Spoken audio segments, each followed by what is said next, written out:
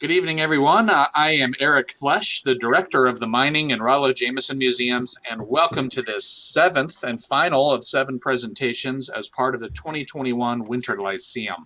Today is the 28th day of March, 2020, and we are broadcasting from Wisconsin's hilly, driftless area from the city of Platteville, home of the world's largest letter M, on beautiful Platt Mound in the heart of the upper Mississippi Valley lead and zinc mining district where the Badger State was born. I'd like to thank all of you who have registered to participate live today.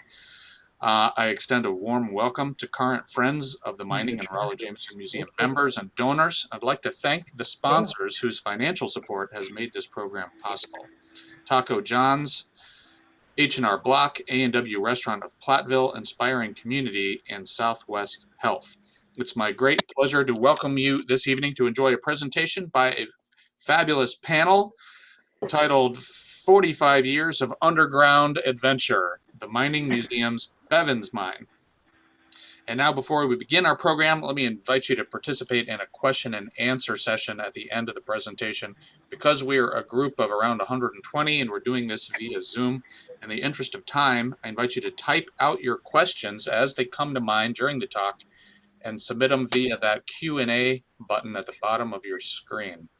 And at the end, the panel will answer as many of the questions as they're able. So I am now pleased to introduce tonight's speakers. If all of you would be so kind, we'll just go through and tell us a little bit about yourself. Okay, I'll begin here. My name is Tom Aderman. First of all, I want to thank you for including me on this panel. It's Tom Aderman. I'm living in Teague, Texas now, and Teague is about an hour and a half south of Dallas, between Dallas and Houston. I was in Platteville from 1971 to 75 and graduated in December of 75 with a BS in mining engineering. And I spent my last 10 years as a sole proprietor of Aderman Mine Planning Services. So I worked on my own, engineering and consulting, and now retired. Thank you, Tom. And also, we welcome Ralph. Ralph Rep. I live here in Platteville now. I've retired. During the summers for the last 15 years, I spent in Platteville here. During the summers, I have helped with the 4th of July, things like that. I work at the museum, had to do originally with original entering of it. And then later, in was it the 93 or so, we had a flood down there. I did the engineering and concrete and steel work to stabilize the mine. I've got my bachelor's of the mining engineering degree here in Platteville. Later, I got my MBA in Dubuque, and then I got a PhD in accounting and economics from Mississippi State University. I'm teaching in New Mexico and Oklahoma the last some years. That's wonderful. Also, we've got Frank Byrne. I grew up just south of there. I'm a driftless native. Grew up in Cuba City, just 9 miles south of there, and I remember some stories of the mines. My grandpa worked in the mines of Vinegar Hill, among others, over the years. Remember some of those stories. I was a freshman at UWP in 1976. Late winter, early spring, I answered an ad for a work study job there at the museum. Survived the rigorous interview by Tom Henderson and Steve Kleefisch, including such questions as, you know, the difference between a pick and an axe, and which is the business end of a shovel. Got some idea what the work was going to be like, I'll tell you that. And was offered and accepted the job. Several months to a year later, I was a community action program grant funded the position of technical assistant. And I sort of had an inside track on the job since I was already working there. And with Tom and Steve's both urging me, don't forget about my formal education, they would take me for they would accept me for the job, but just don't forget where I started out at school and go back when you're done. And that was nice, and I'll never forget it. I did take that job. Technical assistant then was, I'd hold the light for Steve while he did the hard work. And, like I said earlier, I was working in the photography with Tommy and help him to build displays. Did some excavating underground, did a lot of track laying above ground for the train. And those sorts of developmental things, finishing touches, painting the entryways, painting the bathroom, the different things. Year later, CAP funded a new position as educational curator, and I took that job, and that was more along the lines of training and supervising the guides. Some of the names I remember, I hope they might have found their way into the thing today, was Dave Byrne and Roxanne Rupert and Ed Buck Banfield, Barb Furstenberg, Candy Hansen. And that's just some of the ones I remember. But I think, and Steve might be able to correct me, that the first full tourist season began Memorial Day '77, and that's when we started going. And then since then, after that, I moved over to the Hoist House. We bought a tavern on the corner of 2nd and Main. And with that, I brought in the mining motif. We called it the Hoist House. And we had old time string music and a full menu full of things named after mining terms like the blackjack and the mother lode and the silver jack and all different things. It was a good time. Got involved with the chamber there and became president the following year. And we kind of formalized an idea that Steve and I and Tom kicked around was making a Heritage Days. And I understand they still do it. So that was kind of cool. We got that started the first time when I was with the chamber. Since then, I moved out of town, got involved in the lighting industry. And even that had a preservationist bent to it because it was Sternberg Lighting Manufacturing, who specialize in decorative period outdoor lighting. And that also happens to be through maybe some effort or connection, the same lighting that is up and down Main Street in Platteville today. From there, I just stayed in the lighting business, got into consulting, and now I'm doing content web development, content writing, preferably, and I'm still doing that.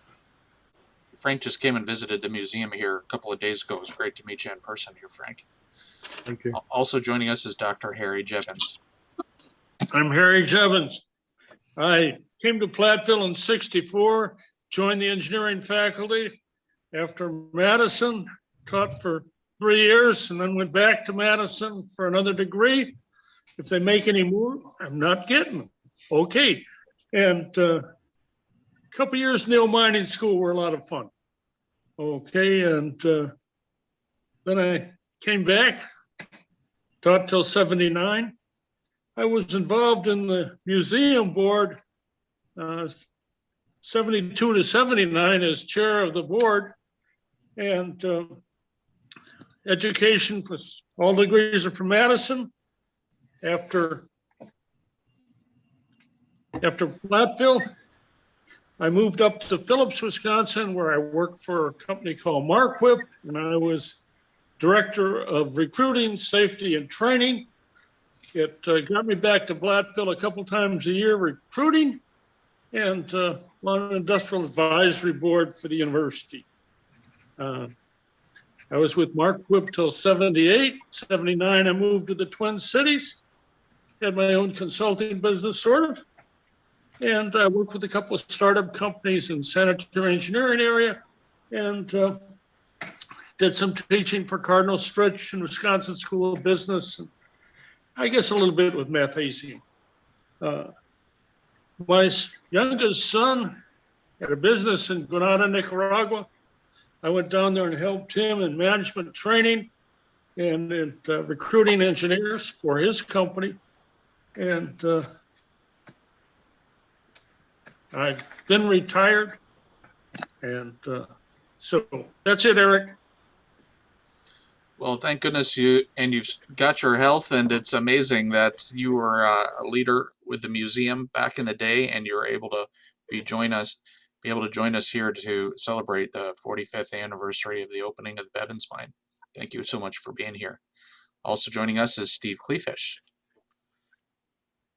Hello, I am Steve Kleefisch. I was involved with the museum for many years. I started out as a volunteer probably in 1974. And I remember one of my first volunteer jobs was to clean the gutters, leaves out of the gutters on the mining museum. And Tom Hendrickson Jr. was over the other side of the pitch of the roof with a rope holding. And so volunteer work isn't always that glamorous.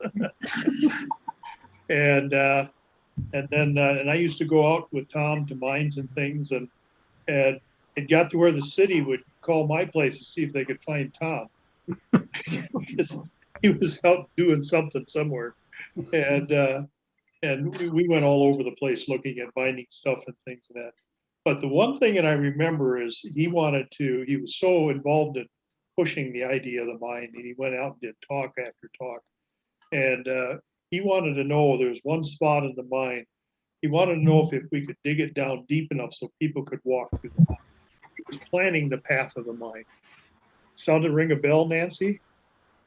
Yeah, she knows. There was three of us, Tom and Nancy and I, and we went down the 30-inch shaft, went all the way across, and we got in the spot. We sat there with carbide lights and candles and flashlights, and we dug until we hit hard. And that was my first time in the mine, and that sold me on it. And you had to do a lot of crawling through little spaces to get to that area at that time, not now. But yeah, I was wondering if Nancy would remember that. And then later on, we did make that spot deep enough to walk through. It's the area where you walk through to get into double jacking. Yeah, so I was involved as a volunteer, and they were doing the shaft that's under the head frame. They were working on it. It wasn't getting done. Lowinger Construction was doing it. So Hendrickson took me over there, and we all leaned on Joe's truck, and I got an interview, and I got a job with Joe Lowinger to finish the shaft.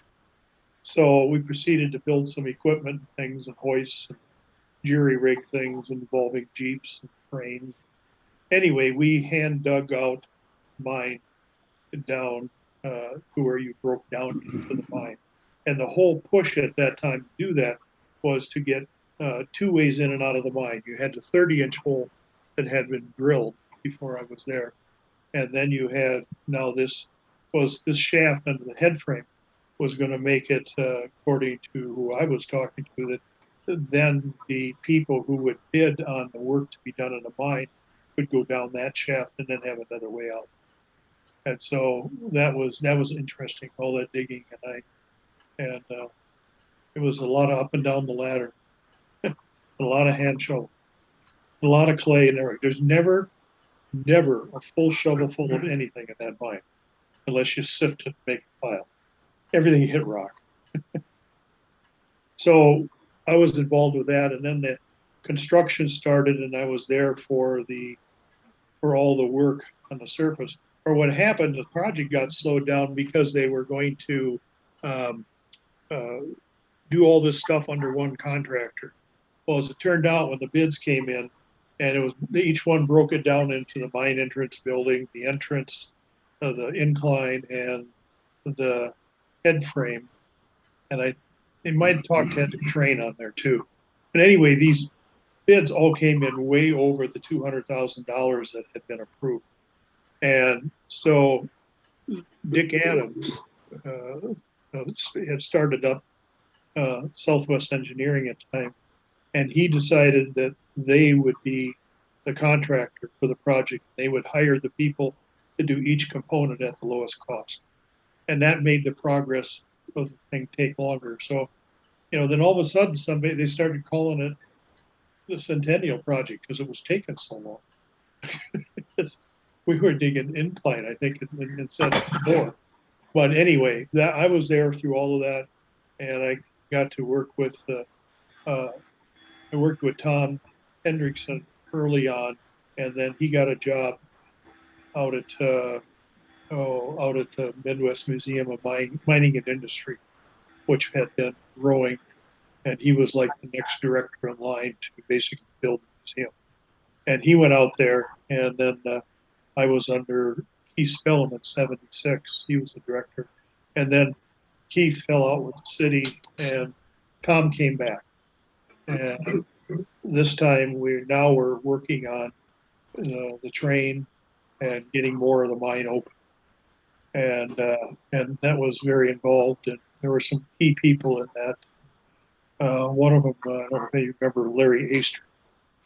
Larry was my partner underground, and that I'm holding the hoses when he's drilling. But we did a lot of everything, train work. He laid track and stuff and that. And then he went on to the city of Galena as like an engineering tech. Never got a mining, and he's still around. So I did all that at that time, and we reopened more of the mine so you could walk around, not just back and forth from one end to the other. And then from then we get on, we're doing more and more, and now we're starting to get into the Jameson. And the Jameson was a fantastic thing to come to the museum, but it also reduced the amount of time that Tom and I would spend working on the mine. But there was always something to do in the mine. Every winter we were down there doing something, expanding, whatnot. And that was a good time. A lot of roof bolting, coming up with tools to tighten up the nuts on the resin bolts. They're 15 feet up in the air.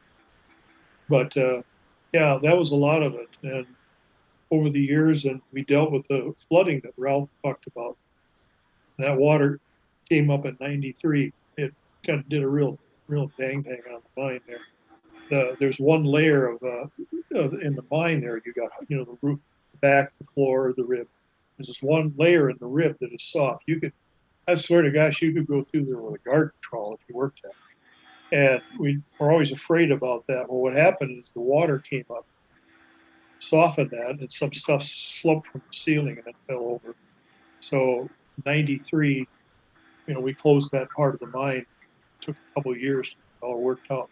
And there was a lot of engineering involved. I said, Bruce, what do you guys do when you're mining and you get a spot like this? It's not safe to go through that. He says, well, we blow it down or go around it. I says, well, no, we can't do that. We're trying to. So we got FEMA money, and it seemed like enough. But Ralph was available, and Ralph did the engineering, and he worked underground. And I did welding and making up things above, but it was quite a process to get everything to hold in place to keep it open like it was. And this kind of stuff went on for a while. Then there was another time the mine, I'd put in a quick shaft for service, and somebody drove by and said, you can't see the shaft anymore. I go, what?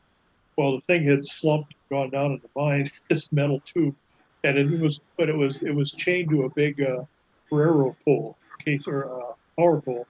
So we spent a lot of time digging that out and getting it open. But it was a long time, and then the Jameson took a lot of my time. But there was always the mine, and there was always the train, always re-gauging track, changing out bad ties and things. And no, it was a long time. I was there. I started as a volunteer, and I retired May 5th, 2015. So it was 40 years to the day. I had pretty well had it in city government. Anyway, Well, thank you so much for joining the panel, Steve, today. It's a great honor that you're able to join us. Also, we welcome Don Chip Millman. Hello. Calling from North Carolina, Oriental North Carolina, on the beautiful Neuse River. My involvement with the museum was basically knowing Tom Hendrickson. Tom and I grew up, went through school all the way through school together. And when he got involved in the mining museum, I visited him quite often to see what the work that he was doing. I graduated from the mining school in 75 and went to the Mesabi Iron Range and was up there for 4 years. After that, I went to North Carolina and worked for Texas Gulf. At that time, it was Texas Gulf. Later, it became PCS, Potash Corporation of Saskatchewan, and worked in various phases of the mining, from pre-stripping to waste control, and spent 30 years with PCS, retired in 2008, and haven't been doing much since I retired other than playing sheep's head online. Well, we're very fortunate that you're able to rejoin this reunion. Thank you so much for being here. Also, David Moody. Yeah, Dave Moody. I'm calling you from Portland, Oregon. I was associated with the Mining Museum in 1972 and 1973 and 4. I worked with Tom Hendrickson, worked a lot, making a lot of the displays and things that we had. But I had formerly been a miner for New Jersey Zinc. So I had the underground experience. And once we had the hole, the initial 30-inch drill hole down into the mine, I was involved also in the initial survey that we had. You'll have the map coming up a little bit earlier. And I was with Tom Hendrickson the day that he found the train that Steve Kleefisch spent 20 years running around and around. But so I was there for many of the initial things, and I graduated in mining in 1974 and pretty much became a driftless miner. I can't begin to tell you all the places that I've lived, but I worked in copper, gold, uranium, all over the West, Arizona, Peru, Texas. You can take your pick. But I used my mining engineering degree to travel the world, and it was very good for me. And that's what I've done since I left Platteville. But I still get back and see the museum at least every 10 years or so. Still have family ties back in Wisconsin, but I really appreciate what you've done there, Erik. You're bringing it along very good. Thank you. Well, thank you so much. It's such an honor to have been able to reconnect with you, and that you're able to join the panel today. And last but certainly not least, Nancy Von Meyer, our co-host this evening. Hi, Erik.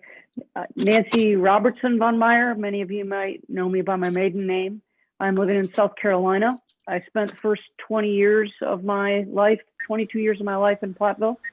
Graduated from the mining school in 1977.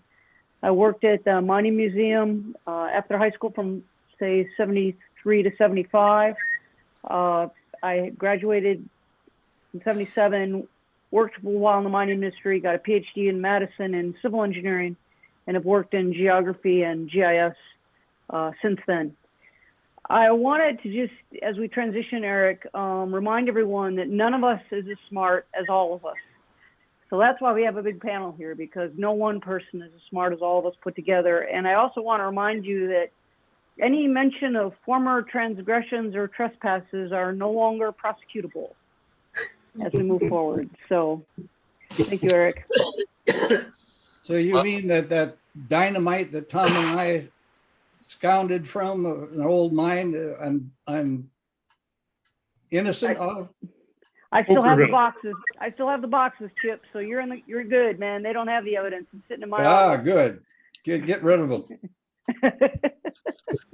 So we've already heard the words dynamite, absconded, and some other words that kind of suggest that we really are talking about an adventure. When we say that this year we're celebrating the 50th anniversary of the completion of the Mining Museum, the 45th anniversary of the opening of the mine, these things don't just happen without a lot of interesting stories, people, smarts, know-how, and can-do spirit involved.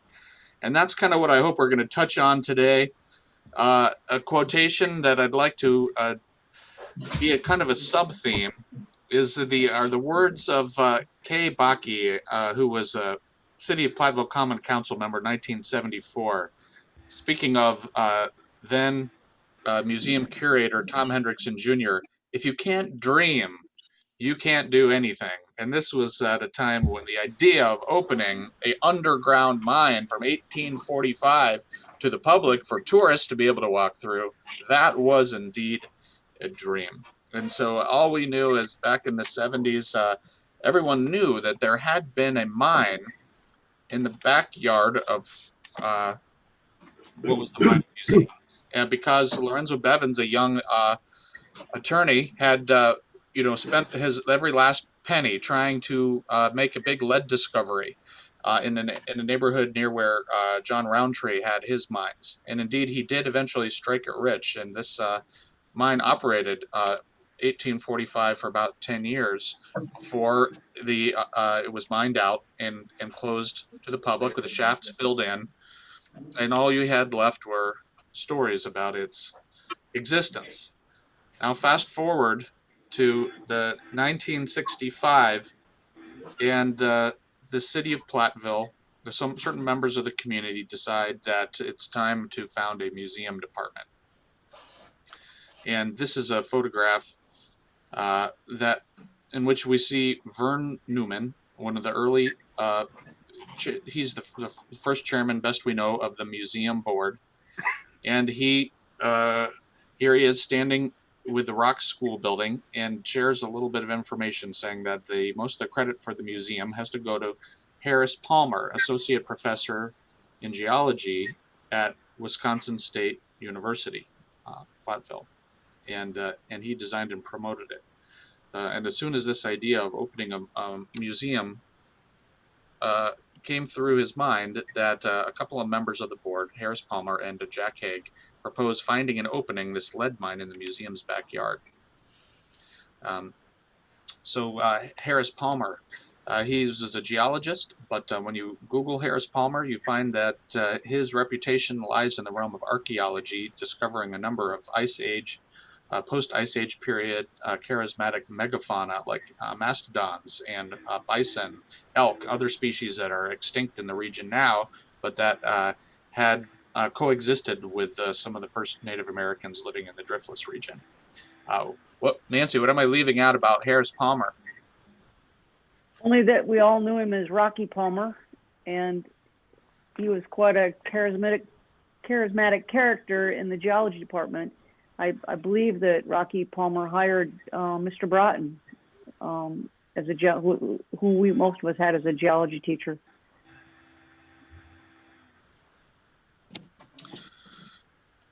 Another key person in the who's who of the founding of the museum was Roy Kopp, an attorney. He's pictured here as an infant on the right, an old Platteville family. He became the first president of the Board of Regents when Wisconsin State College and Institute of Technology merged, and he was a prominent local businessman, active with a businessman's club, and initiated some of the early correspondence to get the museum started.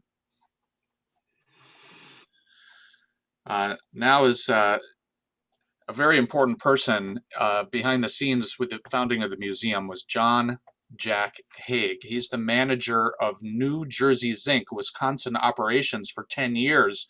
He was the man responsible for the management of 5 zinc lead mines, a flotation plant treating 800 tons a day, producing 16,000 tons of concentrate per year that was shipped by rail to Illinois, a whole diesel mechanized fleet, 60 employees, 4,000 acres of leased land, more than 1,000 acres owned, responsible for the planning, development, and operation of a group of mines, construction of the mill, mining, milling, accounting, public relations, and labor relations for all Wisconsin properties.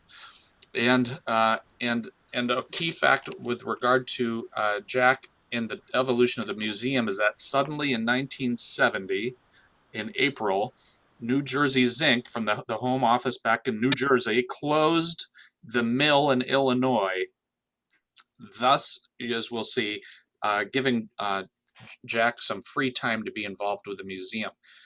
Now, those are some facts, but I know a lot of people knew him individually and had special memories. Nancy, do you want to say more about it? I do. I mean, Jack was really a quiet force. He was never one for the spotlight. but he was very competent. He brought a lot of intellectual horsepower to the work that we were doing and a lot of good design work. He was a steady influence. I credit Jack with a lot of the dreaming that went on. It was Jack that sort of told Tommy, you know, we can do this, Tommy. We can open this mine. It's all doable. And Jack's inspiration, I think, filters through the activities of the mine from its opening even to today because of the way he just did things the right way, and he had the vision of it happening in the first place.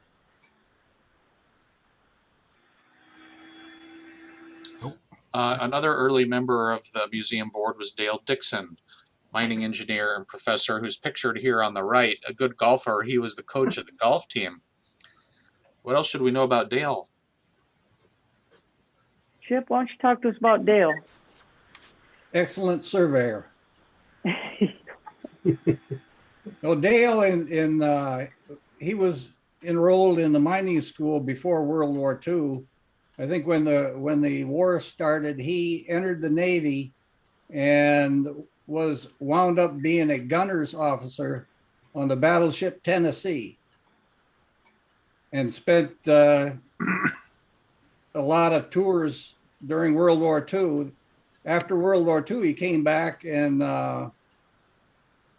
started teaching at the school. An excellent individual. Couldn't be a nicer guy in the world. He was actually chair of the mining department for a number of years, wasn't he, Chip? I don't know how many years he chaired the department, but it was a good number of years. Yeah, while I was going to school, he was chairman of the mining department. And I worked with him on the weekends for, oh geez, it must have been 3-4 years, land surveying all around southwestern Wisconsin. I understand his sons became active also in the metals industry and are work in the Western United States.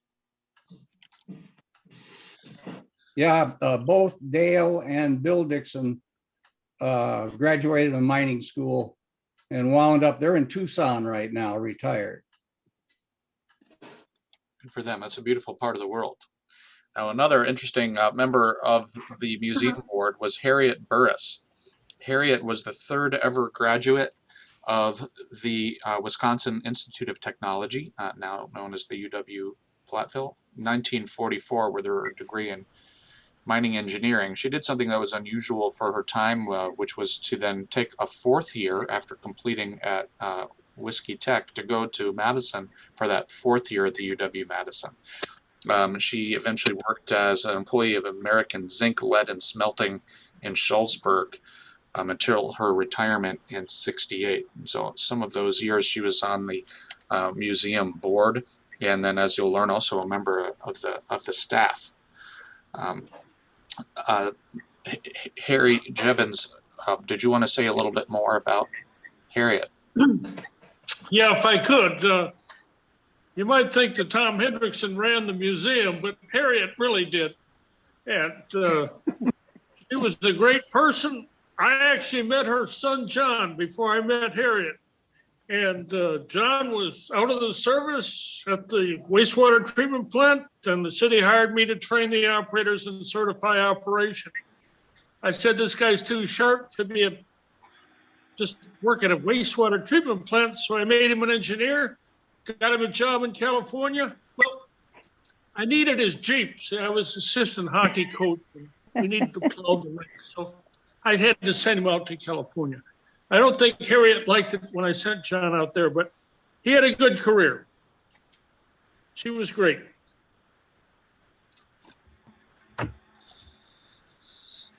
And another key figure in the founding of the museum, Dr. Harry Jebens, who's joining us today. I love this family portrait in front of the M here in the early 70s. We'll look forward to hearing a little bit more about your role here, Harry. Another key figure, Robert Vilsey.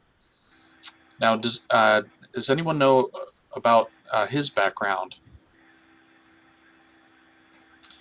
Someone had said that in the World War II, he had become acquainted with the culinary arts and was brought to the UW Platteville to work with a culinary program, but transitioned into being a professor of psychology. And of course, was a local entrepreneur, having founded the Timbers restaurant. And he played, as you'll see, a real important role in the early years of the museum and the development of Bevans Mine. I met Bob when he was on the board of directors while I was there. And he was a colorful character, had definitely a certain style. I do remember a pink Cadillac. He called his evening car. But the Timbers was very forward, and one of the last linen tablecloth restaurants Platteville had, with a remarkable menu and the world's largest theater organ. But he had a space underneath the stairway that led to the reception area because they hosted private events. And he said, hey, that's big enough. We could depict a mining scene in here. Let's throw something together. So we found some old parts of a mannequin and set something up there. And there was a nice display with promoting the museum. Anybody walked by got to see it. And it was just kind of the imagination Bob had. I do remember he wanted to hand select some geological specimens from a mine reclamation we were looking at, or a capping operation. We helped him build a water feature in his backyard with some of those zinc deposits, because zinc gets beautiful when it gets oxidized. After a few years, you get that rainbow patina. And he thought that was cool. And the whole corner of that yard over there has a nice pile of that with a water feature running down it. It was an interesting guy. He high graded all of the pretty rocks and minerals, it sounds like, for his water. Yeah. Good for him. Well, Bob was interesting in that I didn't know him that much. He was on the board in that, but the city did not give the museum department money to open the shaft behind the museum, the one under the head frame. And so he came up with the money. Then they felt embarrassed and they gave us money too. So, and then other than that, I don't have much contact with him other than he used to loan the museum his wood splitter. Those kinds of things are very, very important for sure. There were some other important players, so that included Dick Sanford, the mining engineering professor, Pete Gronbeck, also a miner, George Kettler, and Ken Camps.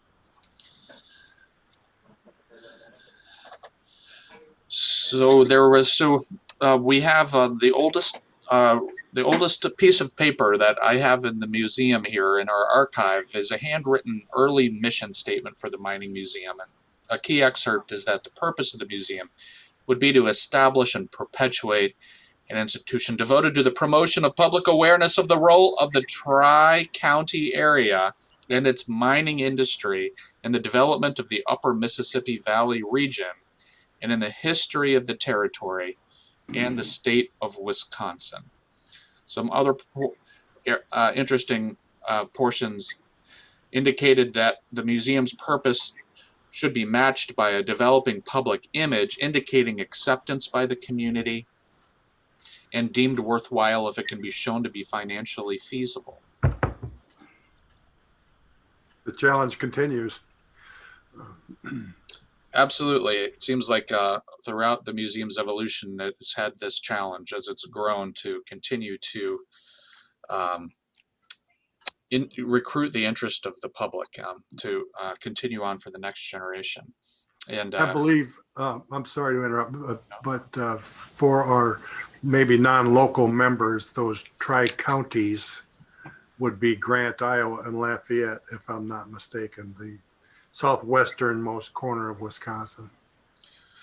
Yeah, and of course, the mineral district didn't stop with the state lines, but really continues into Joe Davis County and Illinois and Butte County in Iowa And so nowadays we kind of refer to that tri-state area to include these other parts of the driftless area that are part of the Upper Mississippi Valley Mining District. But my understanding is that's how it was written back in the early days. So some of you might recognize this wooden model of a hoist of the Empire Mine, which was a huge zinc mine in the early 20th century in Platteville. But not many of you may know Susan Stroud, the first museum curator, pictured there.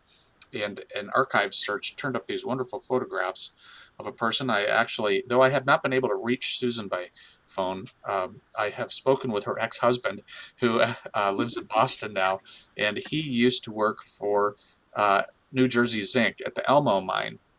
And so Susan had experience restoring maps, and so she became the curator and worked on building exhibits, collecting artifacts, and planning events. She had a degree in museum studies and painstakingly was restoring maps that became the centerpiece of the mining museum. And so she then was working towards a grand opening on early June 1969. And unfortunately, 2 days before the grand opening, the museum was gutted by fire. The entire structure did not burn to the ground, but it did incinerate all of the maps on the upper level.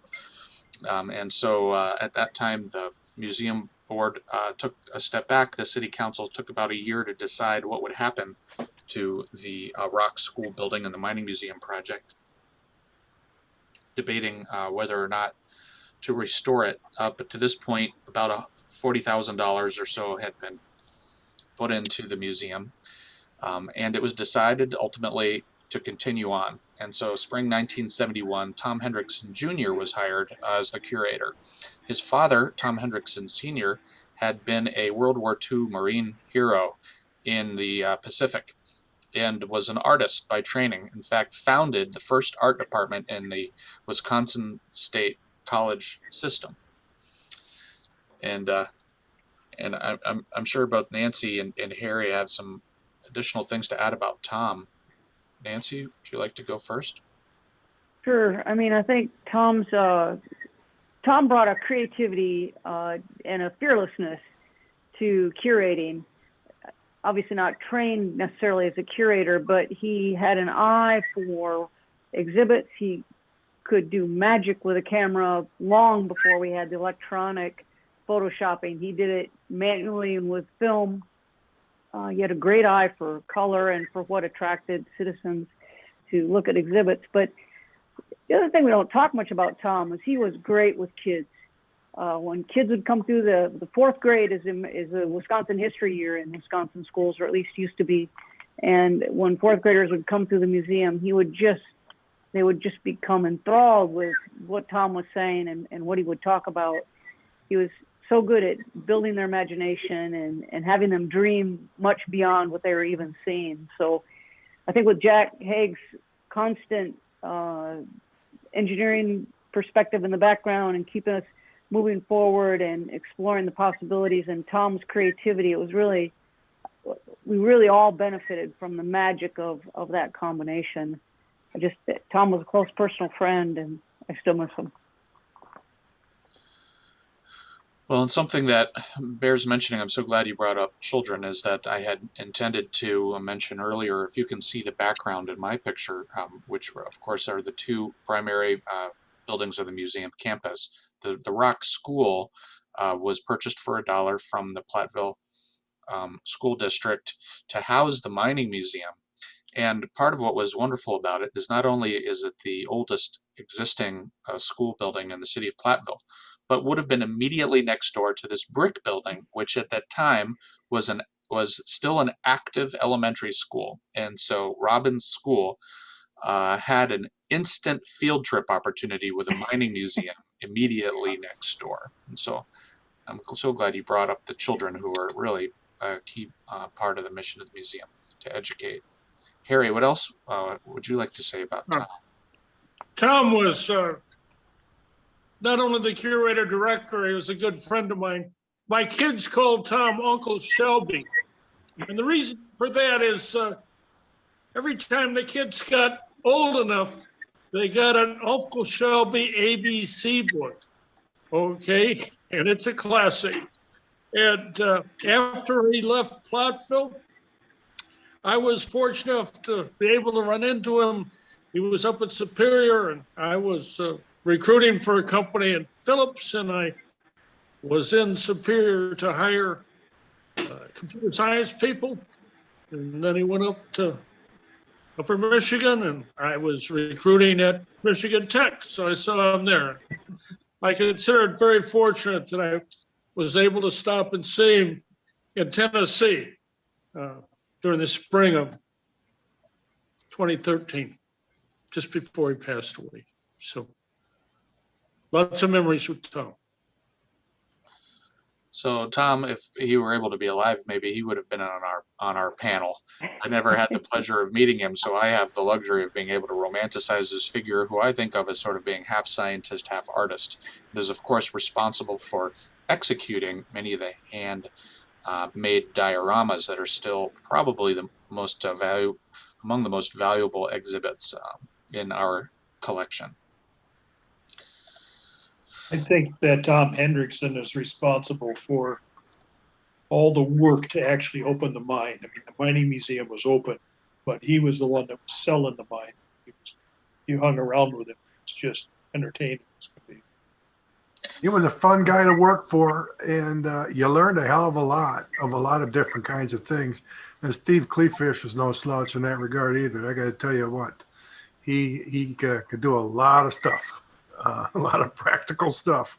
It was very impressive being able to work with two guys like that. It was an honor and very educational. And they both made it fun to work there, but we're not telling after work stories in this particular session, right? Right. Right. Maybe at the end we could circle back to some of those. That would be pretty interesting to hear about. What happened in the mine stayed in the mine. Yeah. Yeah. Well said.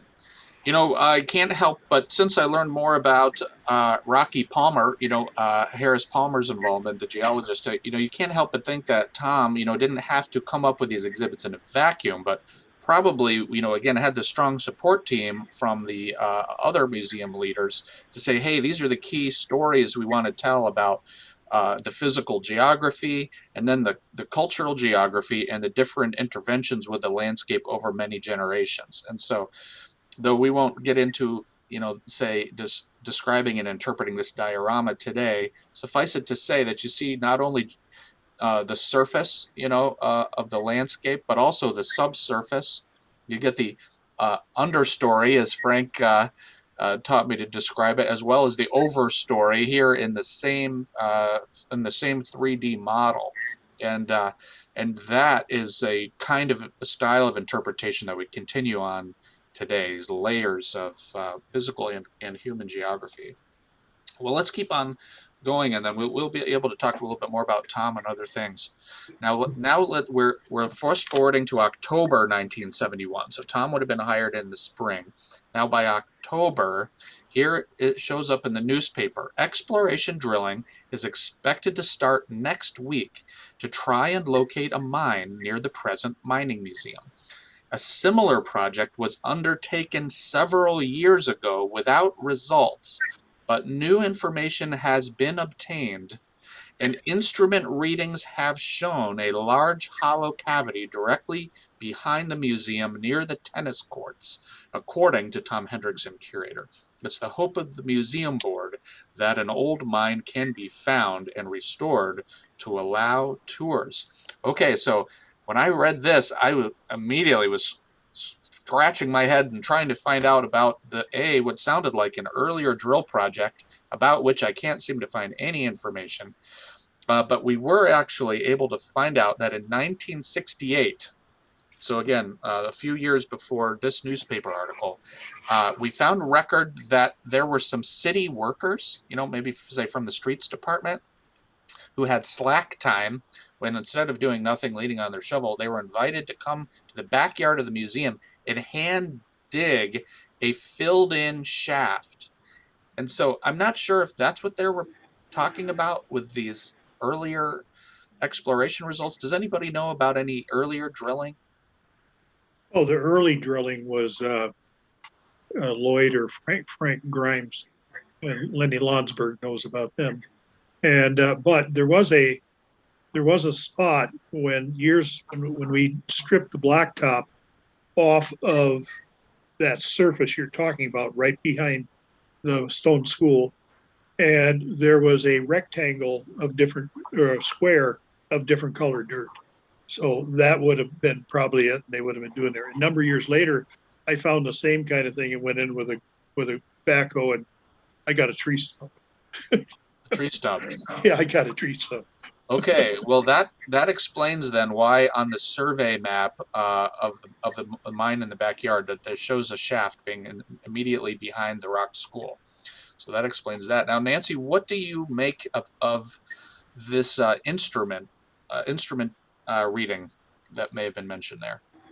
Well, I have a recollection of Pete Grombeck having, the professor Grombeck from mining school, having a grant from the state of Wisconsin to identify abandoned shafts across southwestern Wisconsin.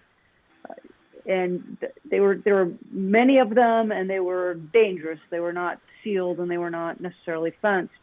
You'd hear of cows falling in the shafts and being lost.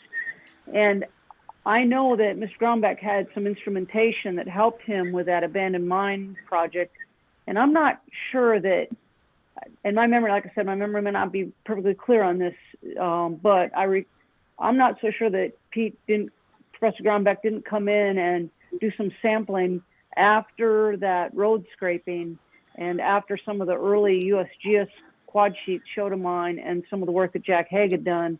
I think maybe Professor Grombeck came in and did some light sampling back there to find an actual opening in the ground, right? That it wasn't just a filled in space, it was actually an opening. And I also recall that Tommy always talked about, I think it was Grimes, doing some drilling, and the drill bit dropped 20 feet unexpectedly when they're trying to put in a water well or an irrigation well behind and to the east of the current tennis courts. So who knows for sure, right? I mean, that history may not be speaking to us on this one, but that's my memory of it. I remember something about a drilled hole over. See, the part you're talking about, Nancy, they refer to that as the old pop factory. Okay. Yeah. Whatever it was called. Yeah. Yeah. Yeah, it's the old pop factory. They call that's the name I heard. It probably had others over the years, but there was always rumor. And then the question is that the Bevans or is that the Roundtree mine? That was always a question. That was always a question. Yeah. But the Grimes did drill the backyard over there with a churn drill, and they were miners. And Lenny Lonsberg would know more about that, but I don't know that they ever hit anything. The one that really hit the mine was Faraday's drilling. Well, and Jack laid out this is an interesting find here, Erik, because, Jack had a deep history in mining engineering. I think his education was from Stanford, but I mean, he understood a lot more about mining than just the zinc mining, and his well logging skills were excellent. He could read a drill core better than anyone, and so I think Jack laying out the grid, the pattern for the drilling, and then interpreting the logs was really key to pinpointing the Bevan mine. Yeah, I'm glad you mentioned that. I mean, it's just cool to know that Jack, again, yeah, like you say, he very well educated, Yale undergraduate, Stanford for an additional 5-year degree, and then worked his way up as a geologist, 10 years out in Arizona before coming to Wisconsin. And here you had the head of this major company, the guy who was the big boss in charge of all the mines and all the people. And here he is logging the chips in our backyard. And look at this great handwriting. I don't know if any of you are nerdy about that like I am, but it's just such tidy, nice handwriting. And he says the date Now, that newspaper article said they were going to start drilling the next week back in November. For whatever reason, it looks like they didn't actually drill till January 72. And remember, Jack got free, in April of 71. So he had the personal time and a commitment to, here under remarks, he says, drilled with a down-the-hole rig on a rotary rig, 5 3/4 inch diameter hole. Francis Faherty was the drill runner. And here you go. That's a professional log. I mean, this isn't a hobbyist, right? This isn't. We're very blessed to have a man of Jack's knowledge participate in the background and make this happen, right? I mean, this isn't rookie night. This is a professional log, right? Right. Yeah, I can't wonder if the 9-hole campaign wasn't a reference to his love for golf. 9 holes. I don't know. I don't recall Jack. Yeah, maybe. Yeah. That is. He had it for a pattern. He had a particular reason for every hole's location. He knew the trend of the ore body. He knew the trends of the ore bodies in the region, and he knew what he was doing. Yeah, and for those who are kind of interested in the stratigraphy of the region, it's sort of, we want to say, okay, well, where are we? We're in the city of Platteville. Does that mean this is the Platteville Formation? Well, he actually has it's drilling through a drab dolomite that he interprets as the Galena dolomite, which is full of fossils like receptaculites and other things. And then one of the holes, he gets out of it at 65 feet. He gets out of the brown stuff and into the top of the gray.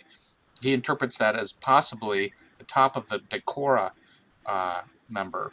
And so anyway, that's kind of where we are in the stratigraphy. And here now, okay, so a number of those holes then hit an open void in the backyard, so everyone must have been celebrating. Okay, now it's like, okay, what's down in the hole? What's inside that void? Is it something that we could reopen as a tourist mine? And so what is this, Nancy? So this is a downhole camera. So at the bottom of where Tom's left hand is, it's a 35 millimeter camera, and it's got a flash on it. And then this was before Bluetooth, right? I mean, this is 72. There wasn't, like a Bluetooth was a Halloween costume, not a communication device. And so Pete Grombeck had a borehole camera that he used for his abandoned mine project, and Tommy modified it to fit down the holes that Faherty had drilled. And it wasn't enough to send a camera down, you had to have light. And so there's and you couldn't put a light bulb in it, couldn't put a flash bulb in it because you'd have to bring it back up, put the bulb in, put it back down. So it's hooked up to a strobe flash, and fit inside the casing. Oh, I don't think those holes were cased, actually fit inside the hole, and then could be triggered from on top. So he could drop it down, he could trigger it, and then he could rotate it, trigger it, rotate it, and trigger it, so he could get 360-degree pictures at the bottom of the borehole without having to bring the camera up each time. So it was Pete's original, sorry to call him, Professor Grombeck's original design, modified by Tom, and then, of course, with Jack's innovation in the hole drilling. Pretty cool stuff. Well, Nancy, you must have had more involvement, and I remember seeing the thing kicking around the museum over the years, and I can't remember how many sections of conduit, because when you're lowering it down, now you gotta switch on another piece of conduit and keep going down. And I was under the impression he could get one shot, pull it up, recock it, send it down, and do it again. But anyway, it was innovative. Gave him the pictures he wanted. Well, right, and unlike a digital camera, you don't have the ability to instantly look at the picture you've taken. You'd had to develop the film, and where was he developing the film? In the basement of the museum, we had a dark room. Tom had built a dark room, and it was very well built. He had all set up. He was a great photographer, and we had to develop the film. We could roll our own film, then you could put the film in the film canisters, take the pictures, bring them in, unroll them, develop the film itself, and then do the enlarging, the actual printing onto the paper in that dark room. So I don't know if it's still there or not, but it was a pretty sophisticated little dark room in the basement of the museum. I'm glad you asked that question, Nancy. The answer is yes. The dark room is still in the basement of the Rock School, and all just as the other spaces across the museum campus. You know, this is the time of revitalization, and a lot of people know what what happens in the public spaces, but there's a lot of maker spaces and behind the scenes spaces that work to make it possible. And it's amazing to think that this photograph on the right, the first ever glimpse in 130 years of this underground Bevans mine, was that picture was developed in the basement of the museum.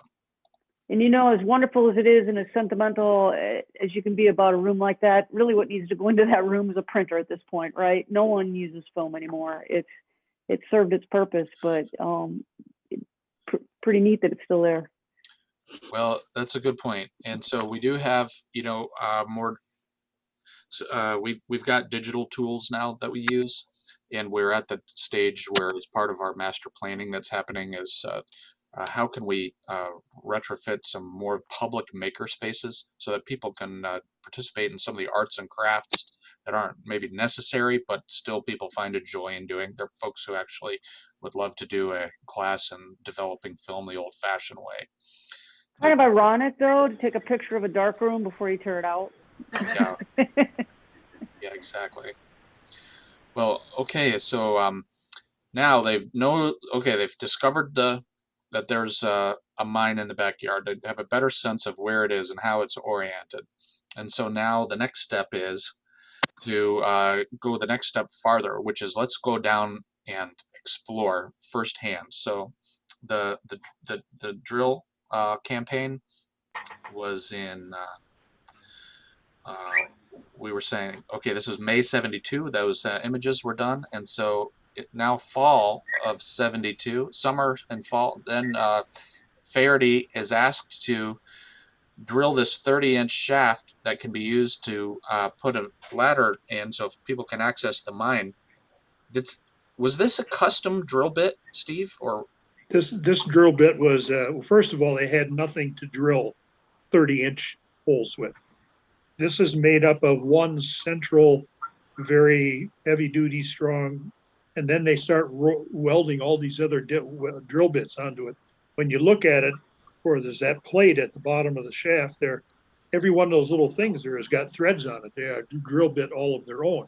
But Faraday's were excellent fabricators, and they made this thing up, and they drilled this hole with it. And then it sat up at their place, and later on I kept trying to collect it from them, but they were using it down in Southern Illinois to drill vent holes into coal mines. And it got up, and I bugged them over the years, and then finally they said, "You want it?" And I right there, and it's at the museum. I'm not quite sure where. It's outside, but it's quite a hunk of steel.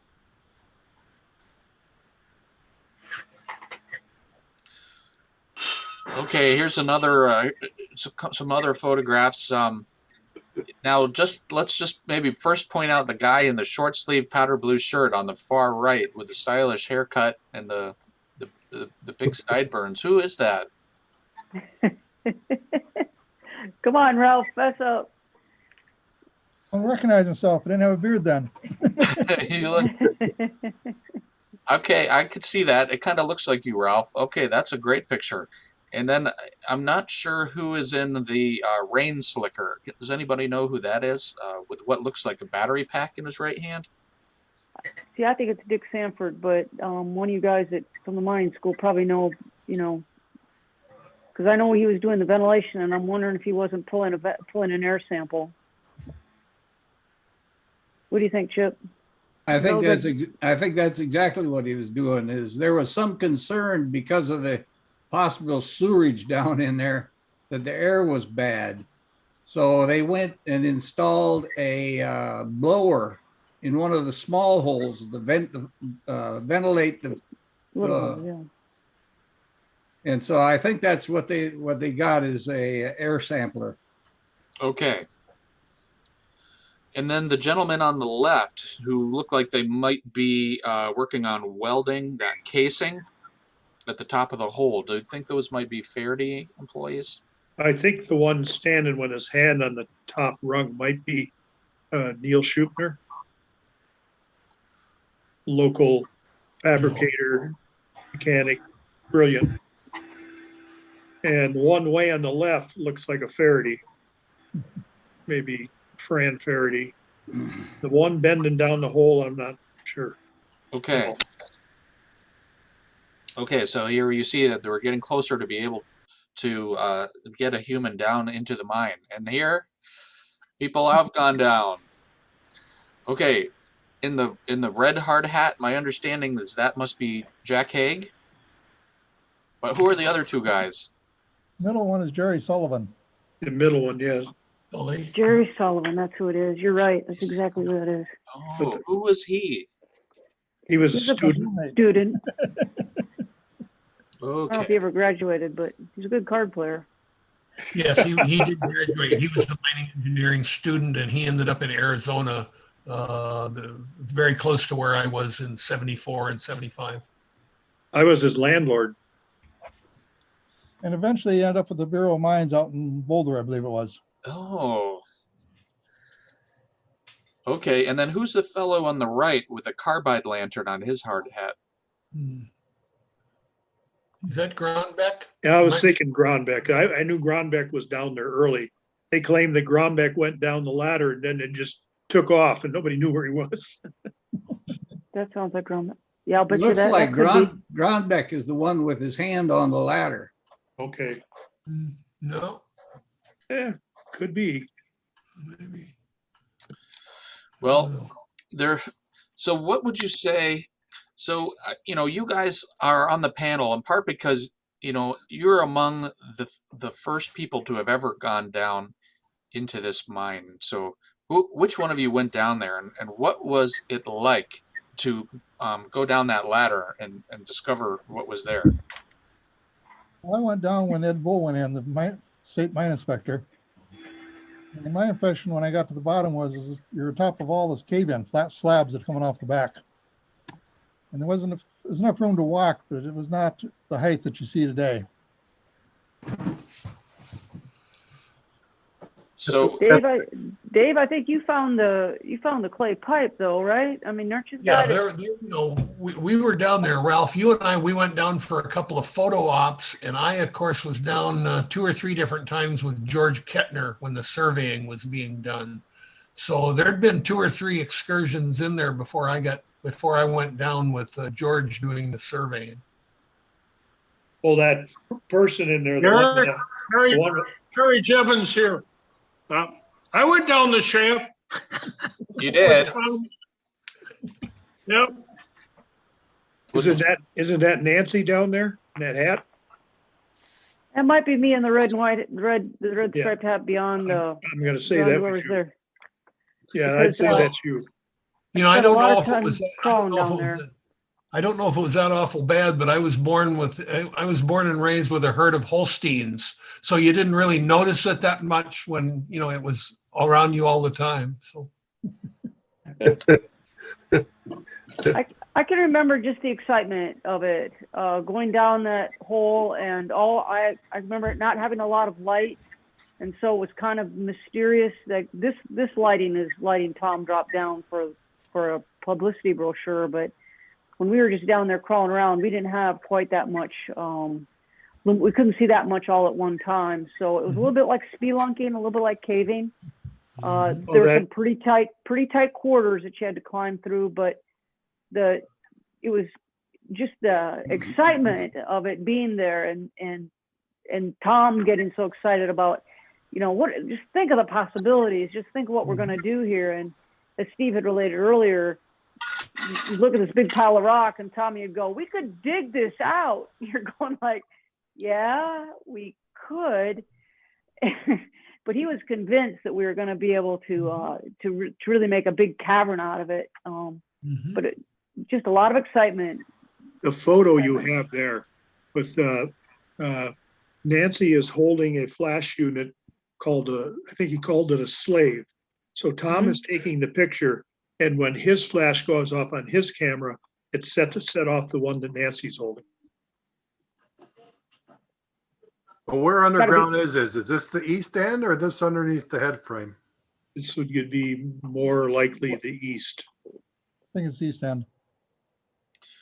So Ralph, I think among this group, you probably would have been maybe the among the first in the group, maybe the first in the group to go under. And what were your responsibilities underground? I just got invited to come along. The original person that Ed Bull asked was Rick Hammerley, who was an experienced miner and blaster. And Ed wanted his advice, then Rick invited me along to back him up. So, like I said, I was just impressed with the amount of breakdown that was there, because we were looking at that. I think it might have been Dave Moody and I tried to bar off some breakdown there at the bottom of the ladder too that one time. Because remember that rock would just bend and bend and bend until we finally got enough leverage to make it pop. When you talk about flat slabs of breakdown, well, what does that mean, Ralph? We're talking about big slabs, 8-10 feet across, foot thick or better, The stuff sitting on the floor. sitting on the floor, just piled up from various cave-ins. And the slabs are, if you look at the picture you have now, you can see the rock to the right, see the layers in there. So on the floor could be a couple of big chunks like that. When you go in there now, what do you got? 15 foot of ceiling there? Yep. Well, when I was there, it was like 5-6 feet. Yeah. So, there's I said there was like 2 feet. rocks coming in. Ralph, didn't somebody find some soot writing on the On the ceiling. ceiling? Yep. I could never make out what it said, but I know that there's some candle writing on the ceiling someplace. I forgot about that, yeah, but I can't remember either. Well, I saw it when I was down there. And it must have been when I was down there with Nancy and Tom first time. But it was a date, and I'm trying to think if the date was like 1862 or something, which didn't quite jive. It could have been done so much later. But over the years, adding ventilation to the mine and that, these marks became indistinguishable. They were gone. But you could, Didn't that ventilation also exacerbate the possibility of more layers dropping? what, ventilation? Yeah. Yeah, it could. Depends. It depends if there's freeze thaw in there. Well, they bolted it up, so I'm not too worried about it now, but if they had not bolted it up with that much span and what little rock overhead they had, eventually they would have had an open trench. That's what I heard, and that's why those split sets are only about 18 inches apart. Well, there's been a couple of cases where we've had rock come down in there and different things. And, and I'm not a miner, but I've been around people who were miner. And when anything ever started to fall, I turned around and they were headed for the ladder. I was never as quick as they were. Old saying, it's called the quick and the dead. Yeah. Well, I can remember sitting on the steps at the bottom of the incline and hearing things rumble and fall back there when we were working one day. Was that a Tommy knocker or what was that? Gobsow. It was Steve and Larry trying to stop this very dangerous overhanging rock from coming down. And we had drilled it a number of years ago with one Scott split set. And now we started to drill it. We started to drill it. The whole thing started moving. We looked at each other and Larry beat me to the stairs. And it buried all the rock that's in front of the double jacking. That came from that fall that day. And we just went in there, broke it all up. Now the ceiling was higher and we could actually bolt it easier. So in a little while, our viewers will get to learn a little bit more about what you mean when you were talking about bolting the roof together. But suffice it to say that when we look at these early pictures, you can see the layer cake geology down there, and that you could see then by these big blocks on the floor that when Tommy and others would have been asking the question, can we open this as a tourist mine? The safety consideration was, how are we going to keep those tablet shape or those planes of rock attached to the ceiling rather than falling down on people's head? And then I suppose other matters of safety, were you finding any other kinds of foreign objects down in the mine other than rock falls? Was there any other kind of sanitation concern? Absolutely. So the beyond the further east from the 30-inch, the first shaft was, in fact, the mine was full of sewage. It had drained 3 or 4 homes had used the mine instead of connecting to city sewer. Whether they knew that was the situation or not, I like to think that they didn't know, and it was just ignorance. What I'd like to. I heard when they went down that shaft, they could hear a toilet flush. Oh my gosh. So, so do we have to worry about that? How were you able to resolve that matter of sewage going into the mine? I think the city engineer came out. I can't remember who it was, but I do remember that they connected those homes. They identified which homes were not connected and connected them to city sewer, and then sealed the openings from those homes into the mine. Well, it wasn't good for the homes either to have ventilation coming from the mine. They're not sealed. Oh, they're not sealed, because that was one of the things was we. Oh, it was out by the where in that picture they're showing.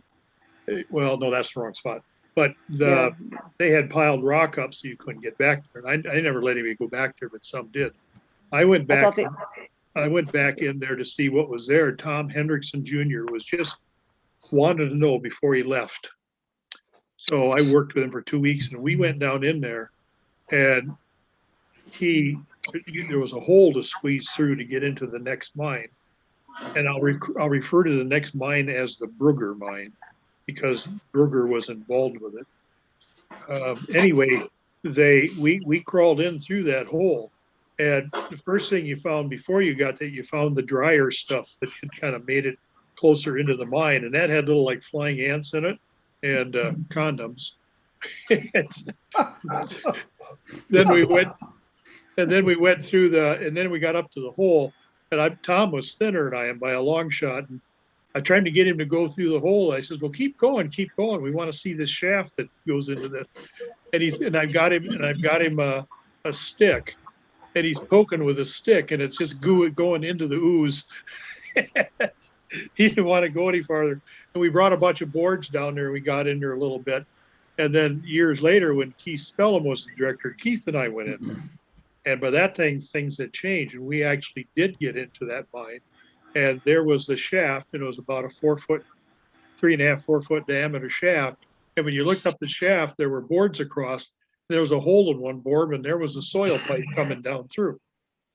So we backed out of there, and we were starting to get problems with not enough air and the dams. But I think the connections to the homes were actually sealed. They were already. Yeah, they were done by that time, and they had to blast the trench all the way up to Main Street to do it. And yeah, that was quite a thing going there. Then we got out of there, and for the next few days we were both sick with flu symptoms for a while. Never know what we got into, but I've not been back in there since, and I don't think you go in there now, you get the stuff.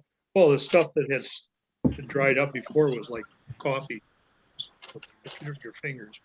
But yes, those things were. And then when we were working on a project behind the Jameson on one of these houses that was connected into it, we followed the pipe across the yard with a backhoe, and we did hit the top of the shaft, but never opened it up. That was the project that never got done. So air quality, speaking of air quality, so we've moved our way through 72. Now let's go to September, in which looks like Fred Jensen of the U.S. Bureau of Mines, Tom Richards, State Health Officer, and then Ed Bohl, who is the State Mine Inspector, came to check out the mine.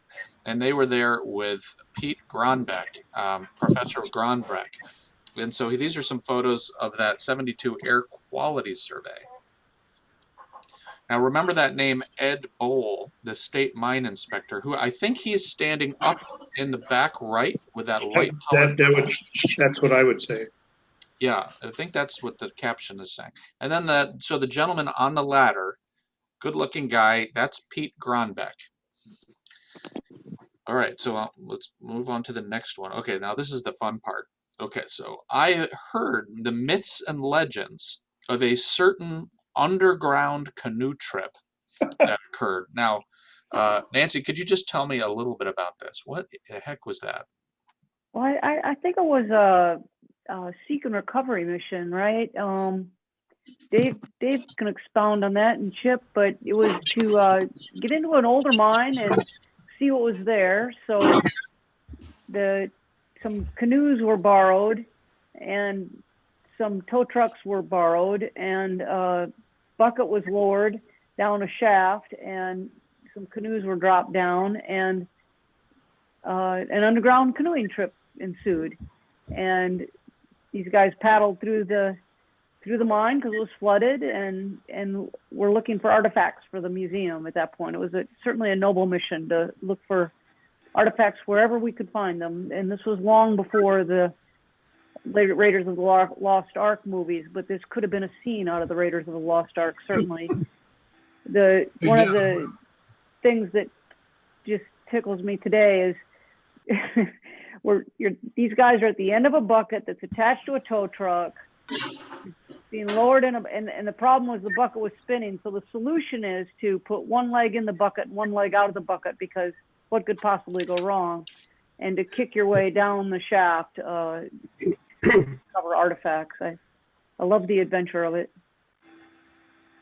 Well, I was the last one down there, and I took some pictures, but I don't know where they are. But I was at the bottom of the ladder, and I looked out, and it was just like you say, Nancy. You know, there were levels all over, ladders going up to this ladder. It was just incredible scene right there. But this expedition was, I think, mining engineering students. I think that was the adventure here. And I was invited and didn't go. So the museum, the mining museum existed. We're planning to open the Bevans Mine to the public. The thought was, I assume, would Tom Hendrickson Jr., the curator, have been involved, saying, okay, we need more artifacts. There's a number of abandoned mines out there. Let's go find some artifacts. Is that about what happened? Sounds about right. Sounds about right. That sounds right. I think that's close to what happened, yeah. So what kind of as far as the Upper Peninsula of Michigan. The Kiddo mine where they went down with the canoes had a hoist, grizzly bars, and a hopper and a number of things. And a compressor. The compressor. Mine. Any other kinds of things that you would have found? Oh, sorry, Ralph. What's that? So this was taken in the Mullen mine, and we were down there getting artifacts and mine rail out of the Mullen.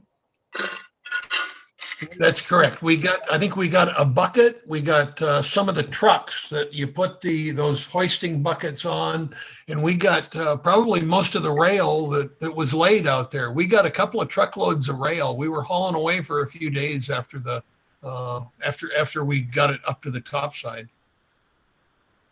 And to give incentive to the students to bring in artifacts, they would send down a 12-pack of beer each time the bucket came down.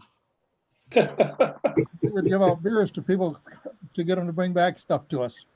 So you get something for the bucket, here's a beer. And Ralph, I've got to tell you, I used that same model for operating a mine in Colorado one time, and it really paid off too. It's like fuel to those guys. Who owned the mine at that time? We were canoeing in the mine, and some places the roof got low enough that you had to lay down in the canoe and use your hands to push yourself along and walk your way across to the next opening. But in terms of, I think it was Tom Hendrickson that got permission from whoever it was that had the mine. Steve, you would know, but the landowner there knew what we were doing. But let's say that. Marv might have known that, but they had no permission to go over into Eagle Pitcher property. No. Well, that was our fault, because rather than hoisting the canoes back up, we carried them out the bear hole incline. And when somebody saw that, they called the state up, said, "Who's looking at the bear hole?" They gave us a whole long list of violations we had, but nothing ever came of it. Here's the list of violations right here on the screen here. Man, somebody got him. So we found the document, January 1974. And it confused me at first because at the top it says occupancy inspected Mullen Mine and Shaft in Lafayette County. And it talks about which Wisconsin statutes would have been violated. So, again, just if I heard you right, the landowner gave permission for you guys to check out the Bear Hole, the Mullen Mine, but that Mullen Mine intersected a working mine of a large mining company, Eagle Pitcher, and you guys thought it'd be easier to go out the Eagle Pitcher exit than to go back the way you came in, and you got busted. Yep. Otherwise, they had to hoist the canoes up, so it was easier just to carry them up the incline. Let the record show I had nothing to do with it. All I know is all that trouble they got into got me. I got stuck with closing the shaft. So Tom Hendrickson took the rap. He was the curator. He was in charge. So his name here is on the inspection report and order. And then on it, it says that these rules include all future or present instances to abandon mines or shafts in the entire state of Wisconsin, including the Bevans Mine in Platteville. And so this violation of the rules meant that now no more work could take place in the backyard of the museum until full safety permitting took place. And so this was signed by Ed Bowl, the mine safety guy, who wanted to make sure that workers weren't injured in the course of reopening the Bevans Mine. And so thus, the museum had to jump through all the official hoops to safely open the mine, not only to the public, but also to the workers. And so enter James Scott. Whoops. So Nancy, who is Dr. J.J. Scott? No, I didn't know him as well. Chip, did you know Dr. Scott? Just briefly, I think he was originally from Platteville. I might be wrong.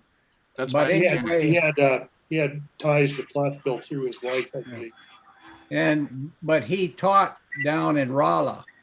That's what I thought. He was from Rolla. Okay. And he invented the split set type of reinforcing roof bolt or roof.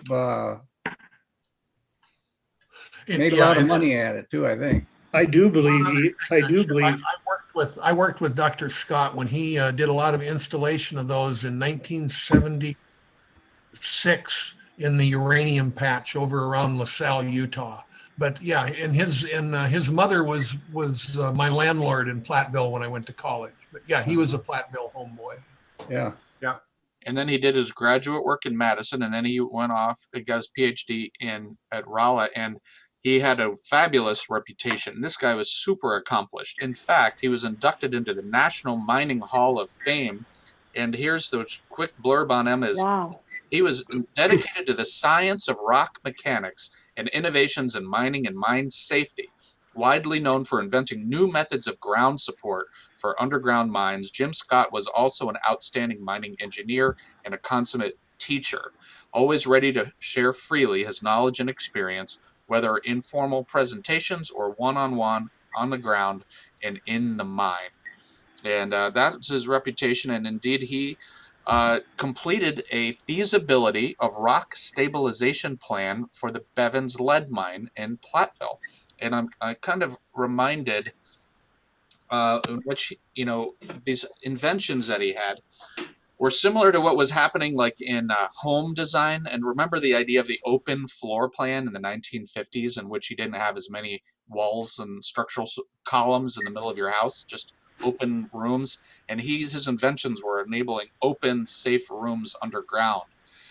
And so because of these new inventions, people like Jack Haig were aware of it, and they were proposing that rather than getting in and out of the mine via a hoist, like we saw the guys with one leg in and one leg out in the bucket, that we use the later technology that everyone was using nowadays, which is the incline, and that a staircase, kind of like was later built, would be used. And so here you have Jack Haig's drawing of an incline and what it would took to reach the existing Bevans mine.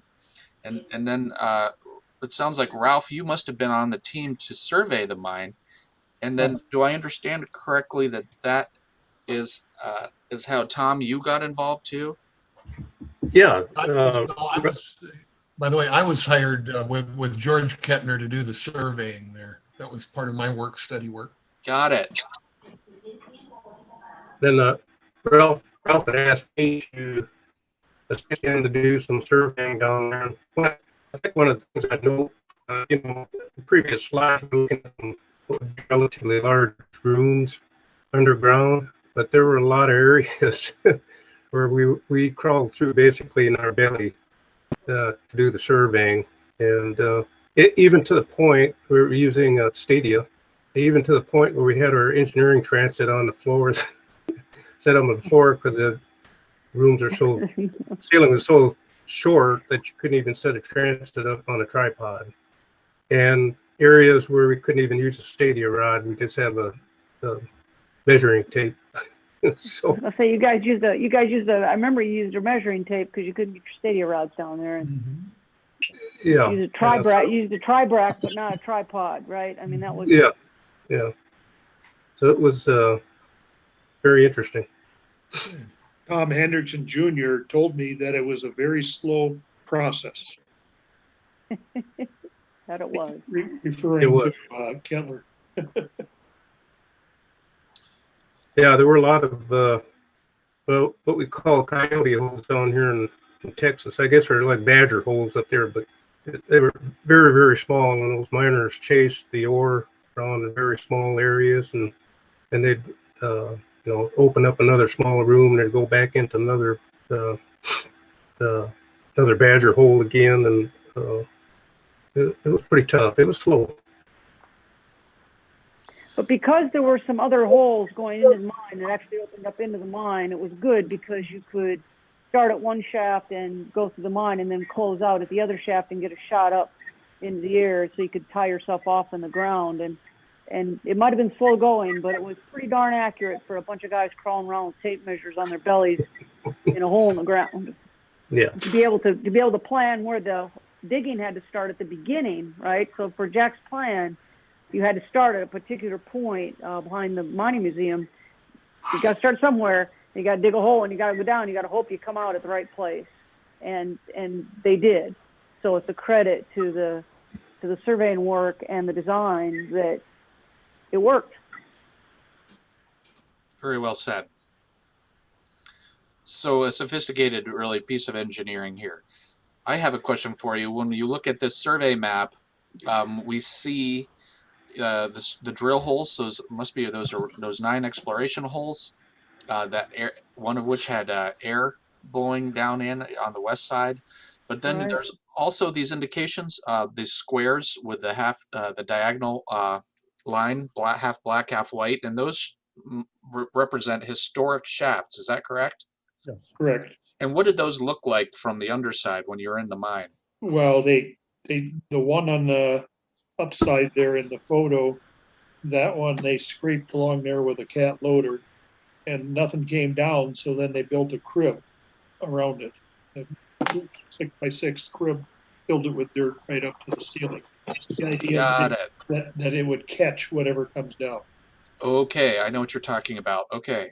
Now the one on the across the way from it, I don't agree with all those. But there's one there that it didn't really come onto the floor of the mine exactly, but it might have. But that's the one behind those boards that are bolted to the wall, and those boards have been there since I put them there in like 1973.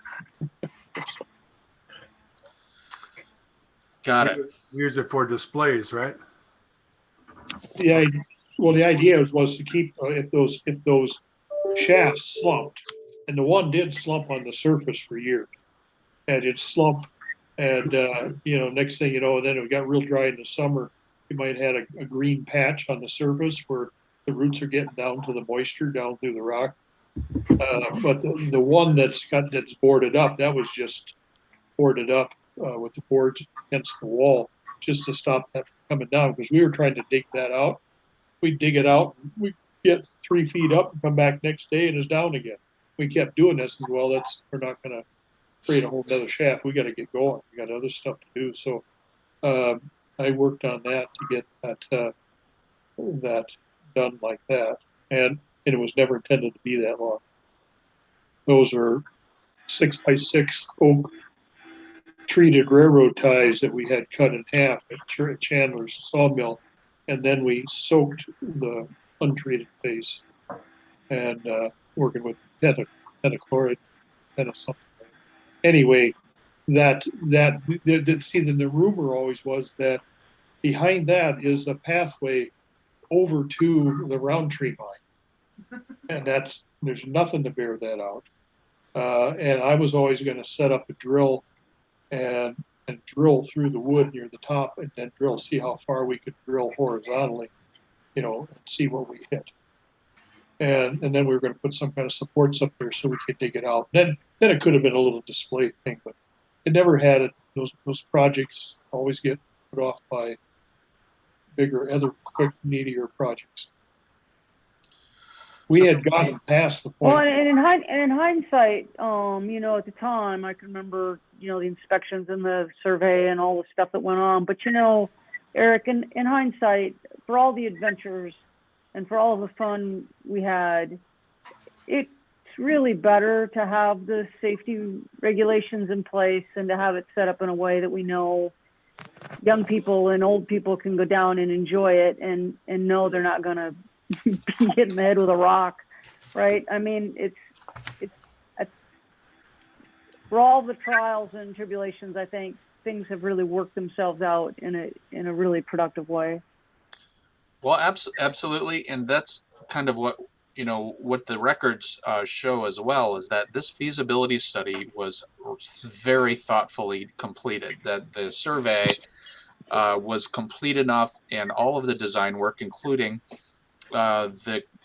this design for escape shaft number 2, was enough to satisfy the Department of Industry, Labor, and Human Relations, Ed Bowl, that the next phase of work on the mine could proceed. And so this letter, dated July 20th, 1974, I don't know if you can tell, Dr. Jebens, but this is addressed to you. Gentlemen, it says, your application to reopen the mine is conditionally approved, providing that this second escape shaft is no smaller than 5 feet by 5 feet. Room must be considered for ladders and pipes. It talks about the location, and then it says, here are the provisions. The shaft under the underground mine is not for active mining, but to determine if it's safe and practical to structure for use as a museum showplace for the public. 2, final structural plans and shaft entrance plans are to be approved. 3, the shaft is exploratory and not for public use. 4, any mining work is to be done by experienced miners and experienced mining engineers. Hey, Platteville, what did we have a lot of? Experienced miners and mining engineers. That worked out great. 5, any use of explosives must be used by qualified Wisconsin licensed underground mine blasters. Let's remind everyone that this mine is in the backyard of Robbins Elementary School and behind the Active Mining Museum. And then there's a couple of other stipulations, but that was the green light that was needed to proceed. And so what did it take then to implement the promised plan of action? Money. So now the next kind of work had to begin, which was less technical mining work, and this was more political work and community building work. And so here you have, through exploration of the archive, this photo of Tom Hendrickson Jr. pounding the pavement in the community, going out and selling shares for $2 each in the Bevans lead mine. And so it's almost like, when the Statue of Liberty was to be built and people sent in their pennies, the school kids, and that's what happened, $2 a share. The people of the city of Platteville became shareholders. In the first 100 shares were purchased by Mound City Bank, and that's what we see pictured here. And Mound City Bank continues to be a sponsor of the museum, so it was great to know that they were the first ones to buy honorary shares. Okay, now if you read this newspaper clipping, it says, The museum will be selling honorary shares this Thursday from 6:30 till 10. Students from the college and the geology club will be out in hard hats canvassing the town to sell these shares. Persons wishing to buy shares are asked by Hendrickson to leave their porch lights on. If they are not contacted Thursday, they should, he says, call the museum. So that is just cool. And now people stepped up. A Friends of the Platteville Mining Museum was formed, a nonprofit organization, and they put on a benefit ball they called the Pick and Gad. And this one, May 12th, 1973, $7.50 a couple. And it was a Cornish pasty buffet. Of course, the Cornish, the greatest miners in the world, and what was their food of choice? The pasty, meat and potatoes inside of a pastry. Durable, nutritious, warm. You leave your crust for the Tommyknockers. And then who are these two guys pictured in this advertisement? Ralph, that's not you on the left, Ralph. It's Ralph and Dave. Okay, that's Yeah. Ralph Barrett on Ralph. the left, Dave Moody Right. on the right. Yep. Okay, now but even though the tens and thousands of dollars that could be raised by the sale of these mine shares was a lot, more significant funds were required, and the backing of the city council was necessary. And so June 1974, the Common Council debated.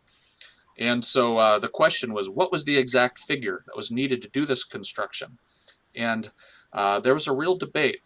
Even today, the Platteville Mining Museum has one member of the Common Council as a regular member, but at this time there were 4 Common Council members seated on the board, and there was a mix of opinions. Some were in support of opening the mine, and some were not. And so this lower left-hand corner, you see Harry Ziegert called Tom Hendrickson a dreamer, but Alderwoman Kay Bakke retorted that if you can't dream, you can't do anything.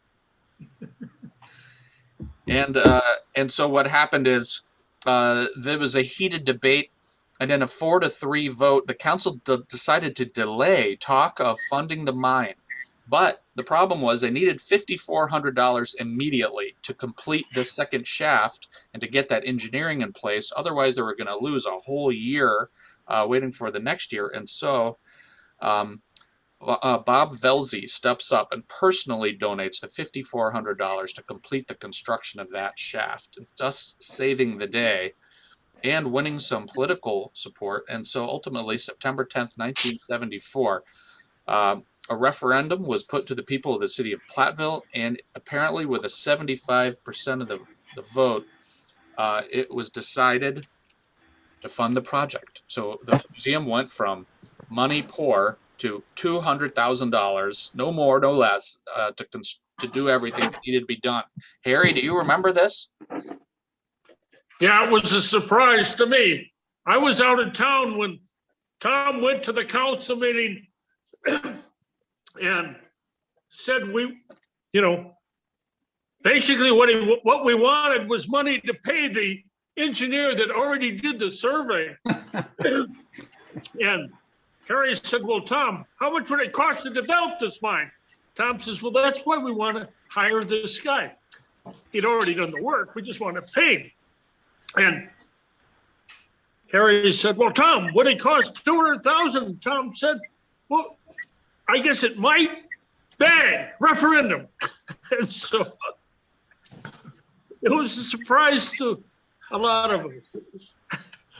But the city got behind it. The city got behind it. And so, great, now we're going to move forward. But this matters, it was like, well, it could cost $200,000. It could have cost a lot more. And part of what controlled the cost was the engineering involved with safely supporting the ceiling of that mine. And there was another debate that was maybe less hotly debated, but still was a matter of discussion: is would you use wood, timber, structural support, 3 foot on center? Would you use some kind of steel supports? Or would you use these new technologies? And here you see the fellow holding this metal device is Steve Kleefisch, who officially joined the crew 1975. Pete Gronbeck recommended steel. Dick Sanford, I think, may have recommended wood, but Jim Scott, Dr. Scott, and Jack Haig, they proposed a bolting method. And so the question was, which kind of bolt would you use? This friction rock stabilizer, the Scott split set that Steve is holding, or would you use a resin bolt? And Nancy, I think you had some insight on that, what they ended up deciding. Yeah, I think they went with a mix though, right? I mean, we used both the resin bolt. I apologize, my earbuds went dead. They used a mix of the resin and the split set, and you know, it was great. It was a great testing ground to validate under stressful conditions how each of those bolts performed. Well, they did resin bolts for the first 1,250. And then after that, Jim had developed the split set. And after that, it was split sets. But they did, this picture here is they're getting ready to do a pull test. They got an extra collar out on the end. They drive it in, then they had a mechanism with hydraulics and a way to read it. And they would see how much power it would take to pull it out of the rock. And you could pull the end right off the bolt. It was that tight in there. So one of the issues was that a lot of the rock bolts are all the same height, and this happens in the coal mines as well. You have to use varying lengths of rock because you end up creating a seam, essentially. You end up with a dotted line. You create a dotted line, so you compress the rock to make a beam out of it, and then you got to be careful you don't end up separating that beam from the parent rock, and so you have to put in rocks of varying lengths. And there's an art form to it, but we were fortunate, right? We had a lot of experience on hand, and we had Dr. Scott. So once again, our project was blessed with expertise. Jim Scott was there to sell the state inspectors, doing the same thing here, but with the resin bolts. Yep. And he pull tested resin bolts and stuff like that. And then he came up with this, and this was fantastic compared to working with resin bolts. So, a lot of us, may remember stories of, say, Frank Lloyd Wright trying out new structural techniques in places like Racine, and the state building inspectors saying it'll never stand, and Frank Lloyd Wright doing a big demonstration and showing how it was going to work out. And in a way, that's kind of what was happening here in the mine, taking these new innovations and in structure, these new bolts, and showing the world that not only in a working mine, but in a tourist setting, it would create the safety conditions that would enable it to welcome the public for decades to come. And here we see this Larry on the right and Steve, they're drilling the holes that were needed to create, to accommodate the bolts. And the ones that you see here are the Scott split sets. And he had donated a couple of thousand of them to the museum. And Steve was talking about the pull testing. Just you guys may not know yet that just last January we had a mining engineer come and pull test these bolts. So 45 years later, the question is, how are they doing? How are they performing? And the same observations were made, is that they were holding great, and you just as soon rip the head or the plates off of the bolts before they would budge. They were held in place by friction so well in the rock. So he said you're good to go for many more decades to come. Good. What's the ballpark figure of the total number of split set and resin set systems in the underground portion there? Steve, is it 4,000? Well, the resin bolts were, I think, were like 1,200. And after that, the split sets were not put in under contract. That was done by staff, including Larry and I. And we did another 350, I think. Okay. Of those. And then we made up some special ones in tight places, and we raided the mining school's lab and found all these different sinkers and column drills, air columns and different things. And we created some interesting drills to drill in really low ground. And then with the bottom line, when it got down to it, you kind of shove it in there. Like here on these, we're drilling 18 inches bigger than the split set, so it slides right in. And then the rest, you get all the way down to 1 3/8. You might have 6 changes of steel and just use the ones you need. You don't always use them all. But we had things like that. And then you know what you could finally sit with? A sledgehammer. So with the underground engineering, you know, that had to be worked out. And so now there was, of course, all the above ground edifices that were part of this opening of the mine. They required a building for the mine opening, which is that building on the upper right-hand corner, which is still referred to as the depot that would sort of serve as the train station as well as the mine entrance.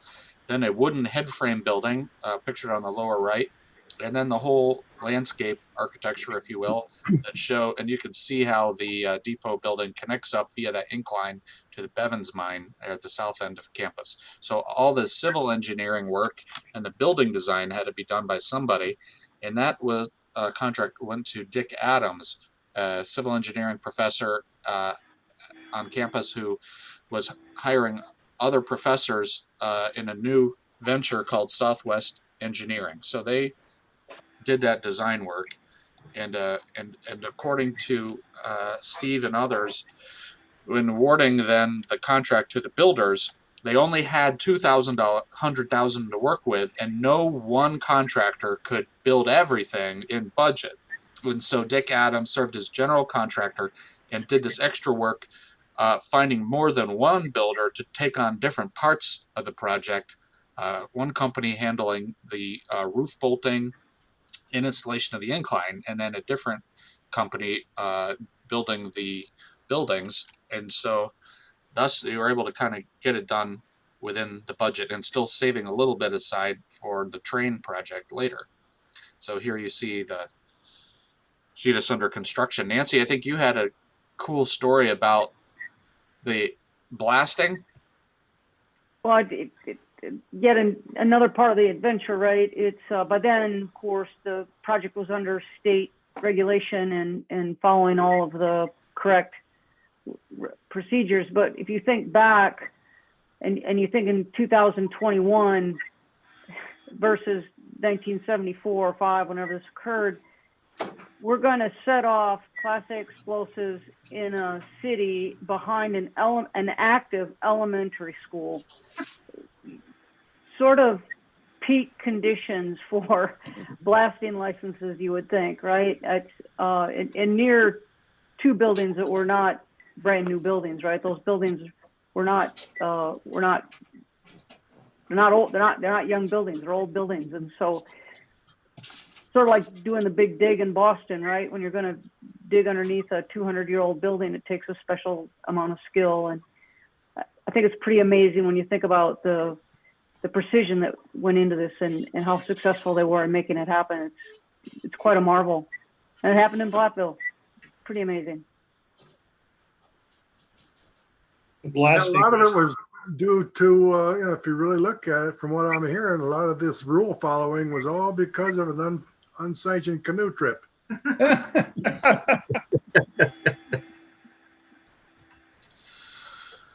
So the time is now 1975, and so at this time the city of Platteville is preparing for 1976, which was both the bicentennial of the American Revolution, and it was also the sesquicentennial of the city of Platteville. And so you had at the level of the Chamber of Commerce and a higher an interest in planning for the 1976 ceremony, just as they were all across the country planning these special ceremonies.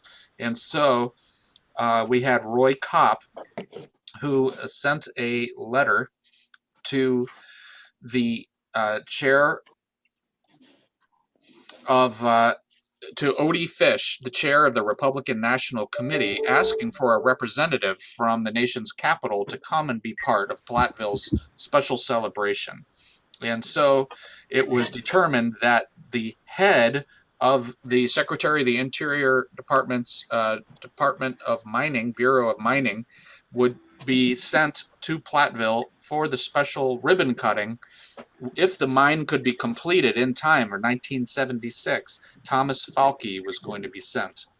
And you may recall by this time, so Jack Haig, he had some free time, and so he worked at the museum, logging these holes, continuing to do some freelance work. And then he had ended up moving to Washington, D.C., while his family stayed in Platteville, so he was working remotely in Washington. And so he would have also helped to make those national level contacts with the Bureau of Mines. And so now this local project is becoming a national project.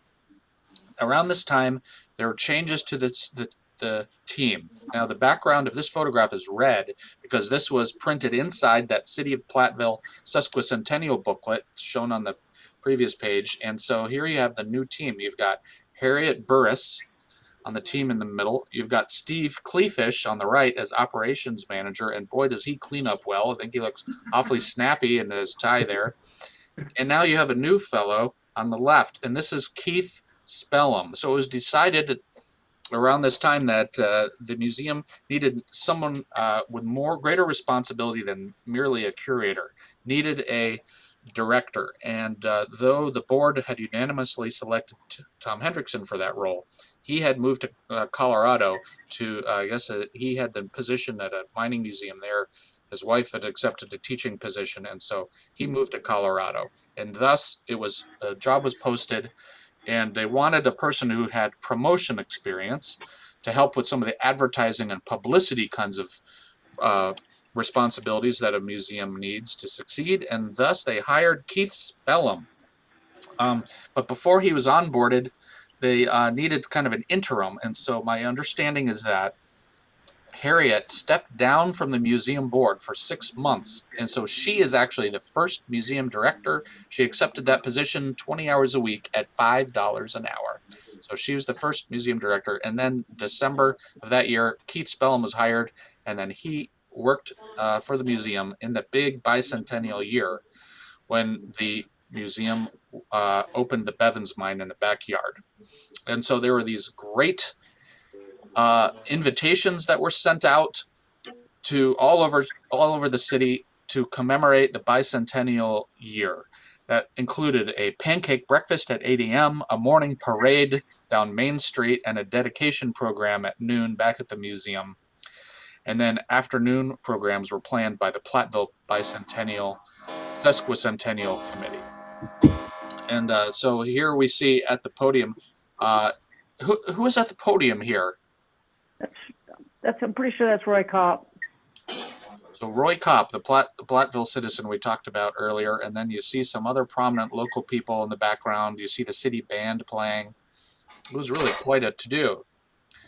And then for the big event, the ribbon cutting, we had Dr. Thomas Falke, the head of the Bureau of Mines, with the big scissors, and the stylish fellow on the left, Keith Spelum.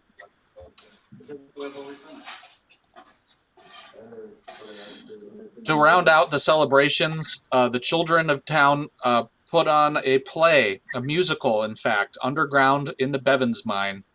So all those other events took place July 3rd, 1976, and my understanding is that this would have been on the 4th of July, underground, a musical written by supporter Margot King. Margot was on the Friends of the Platteville Mining Museum, together with Nancy Daniels, and Nancy helped Margot with some of the historical research in order to have this accurate play that focused on the folklore of the Cornish and the Tommyknockers, who were responsible for creating mischief and rockfalls in the mine if they weren't kept happy with little scraps of Cornish pasty from workmen's lunch.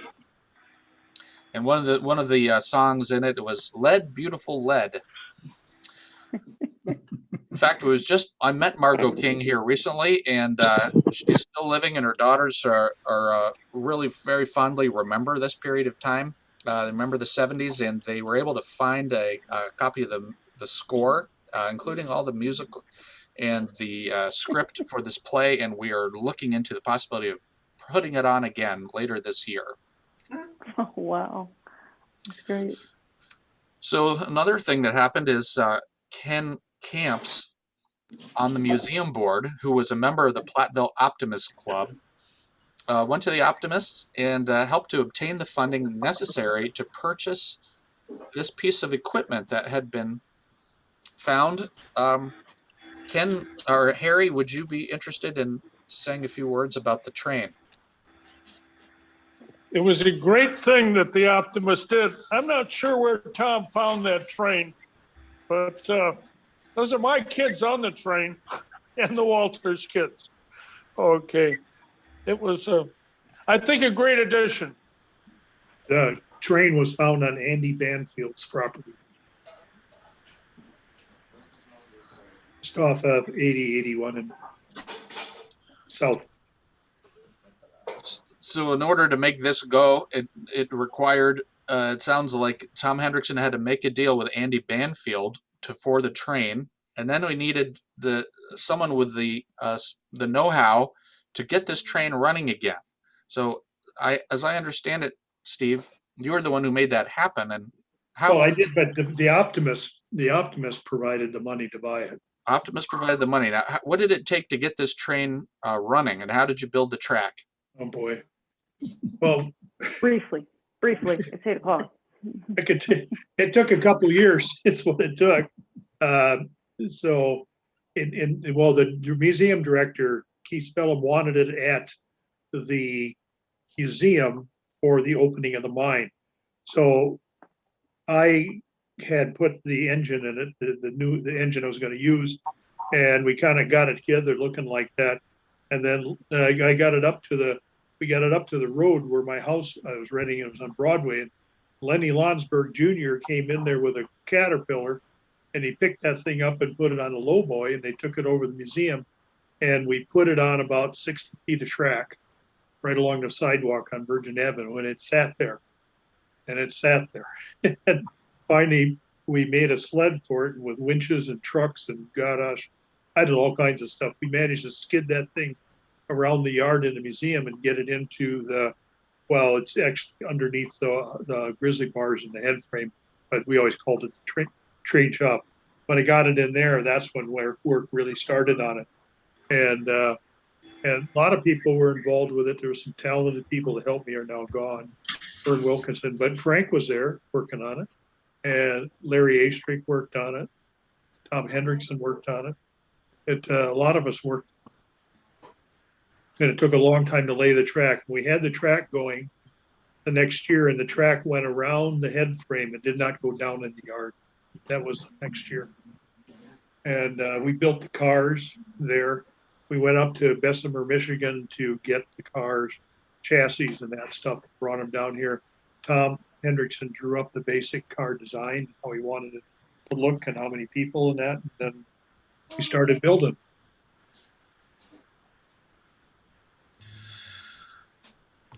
And so with the ribbon cutting ceremony behind you and the mine open, so the next thing to do was really to fill these spaces with life and to start doing that interpretation that makes the visitors want to come and enjoy it again and again. And there's just some scrapbook photos here on the left.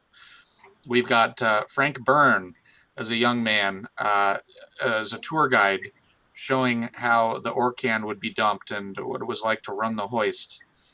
And we have in the middle an awesome picture of Ralph and Tom showing what it was like to operate a hand-powered windlass in the pre-Civil War days.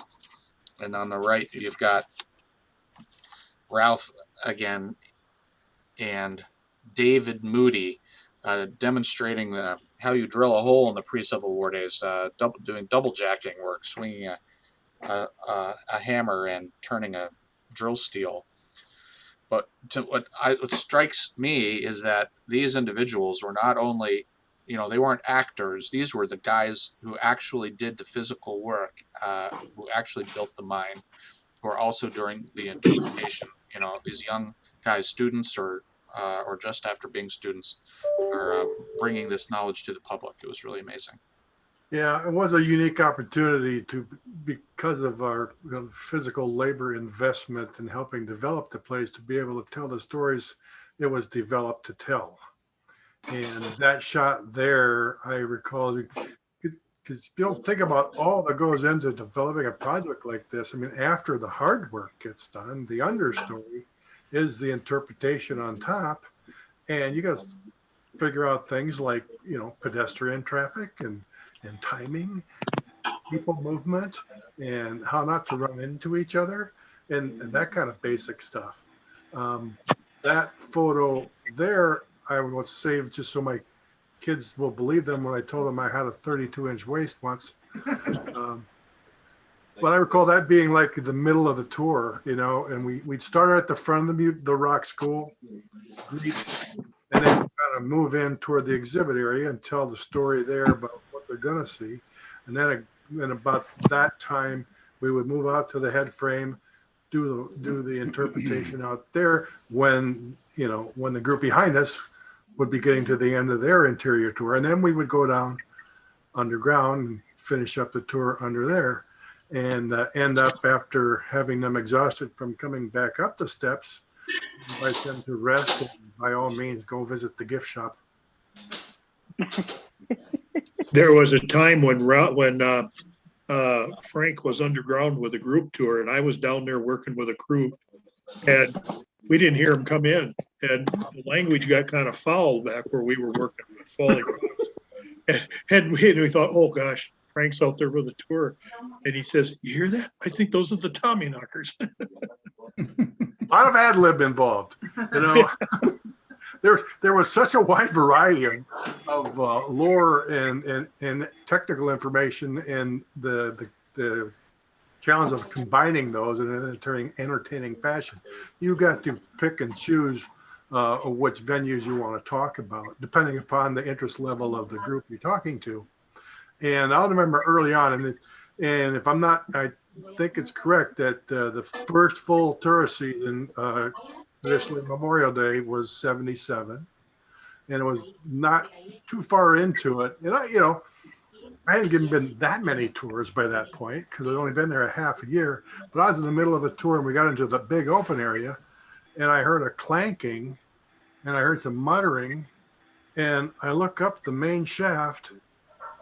Here comes Hendrickson, comes down, he looks around really surprised, like, and he yells back up the shaft, "I told you, Martha, we never should have took that left in Albuquerque." And the kids are like, "What the hell's going on there?" I said, "Yeah, we get that once in a while." But then he came down and, did his talk too. And it was fun. We had fun. We had fun working there. Well, the development of all the educational programs, the development of all the physical exhibits is really another whole presentation itself. And I hope someday to be able to venture into that realm, because so much artistry and so many more adventures went into that aspect. But we had to stop somewhere. And so with it this evening, we're kind of focused on the mine. And suffice it to say that this adventure really was amazing. But of course, the story continues. And at some point by the end of the 1970s, the museum was preparing for another major change as it added and really rounded out this idea of a whole museum campus, not just a building, but a museum, an outdoor yard, an underground mine. And now the museum grew with the acquisition of another building, the brick Hanmer Robbins School building, as that became available, and the acquisition of an entire new collection, so that now the museum would be interpreting not only natural history and science and industry with a focus on Upper Mississippi Valley mining, but also all the cultural history that you would expect from a strong history museum. And that is with the acquisition of Rollo Jameson's museum. And so this last of the Lyceum is sort of a bookend, the last Lyceum. But this photograph sort of reflects onto the first Lyceum, in which Patrick Daniels earlier this year presented the history of Rollo Jameson's collection coming to the city of Platteville. But just wanted to show, because Mike here was, Frank Byrne is pictured right here. Maybe, Frank, could you just tell us what is going on in this photograph? Right. After my tenure at the museum, we found out that the old Black Cat Bar on historic 2nd Street was for sale. And my brother was having misgivings about his career choices in teaching. And my other friend, Todd Bowden, was between jobs as a bar and restaurant manager. And we got together and found some funding and bought the Black Cat. And I brought over the theme from the museum, and we called it the Hoist House. And we had a mining theme menu and old timey string music, and I got involved with the chamber then, and was vice president the first year and president the next year, which is their tradition. And we decided we would host a fundraiser for the Rollo Jameson collection acquisition. And this is a picture from that. Tom Hendrickson again took the picture. Rollo there in the middle. There you go. You got that chip. Yeah, you come to Milwaukee, and I'll buy you a beer with that. I'll do that. And Tom's so on the left and Link's on the right, and that's me in the background there. And Tom's got up most of the way of a step ladder to get that particular angle behind the tap knobs there. Well, Rollo Jameson said that he quit smoking and drinking early on so he could afford to build his collection, and his wonderful collection celebrates the 40th year of its coming to Platteville this year. So that opened in 1981, and so I thought it was fitting to select this hand drawing by Tom Hendrickson Jr. of a hypothetical sign that represented the relationship between the mining museum, Bevans Mine, and starting 1981, when it's a grand opening, the Rollo Jameson Museum. So the team would continue to change as Tom moved on to other opportunities, and Steve expertly took the helm until his retirement in 2015. And of course, the legacy continues as Platteville the Platteville Museums, the Mining and Rollo Jameson Museums, continue to be the largest tourist destination in the city of Platteville. In a normal year, welcoming at least 10,000 people for tours of the interior galleries in the Robbins School Building, the Rock School Building, the underground Bevans Mine. And about a third of those are school children who come through to learn about the history of mining in our region. And this is a period of revitalization. And so this project, tonight's presentation actually represents, a period of a few years, but intensively a few months of research, of going through our archives to piece together exactly all these accomplishments that you guys did and figure out the aspects of these adventures.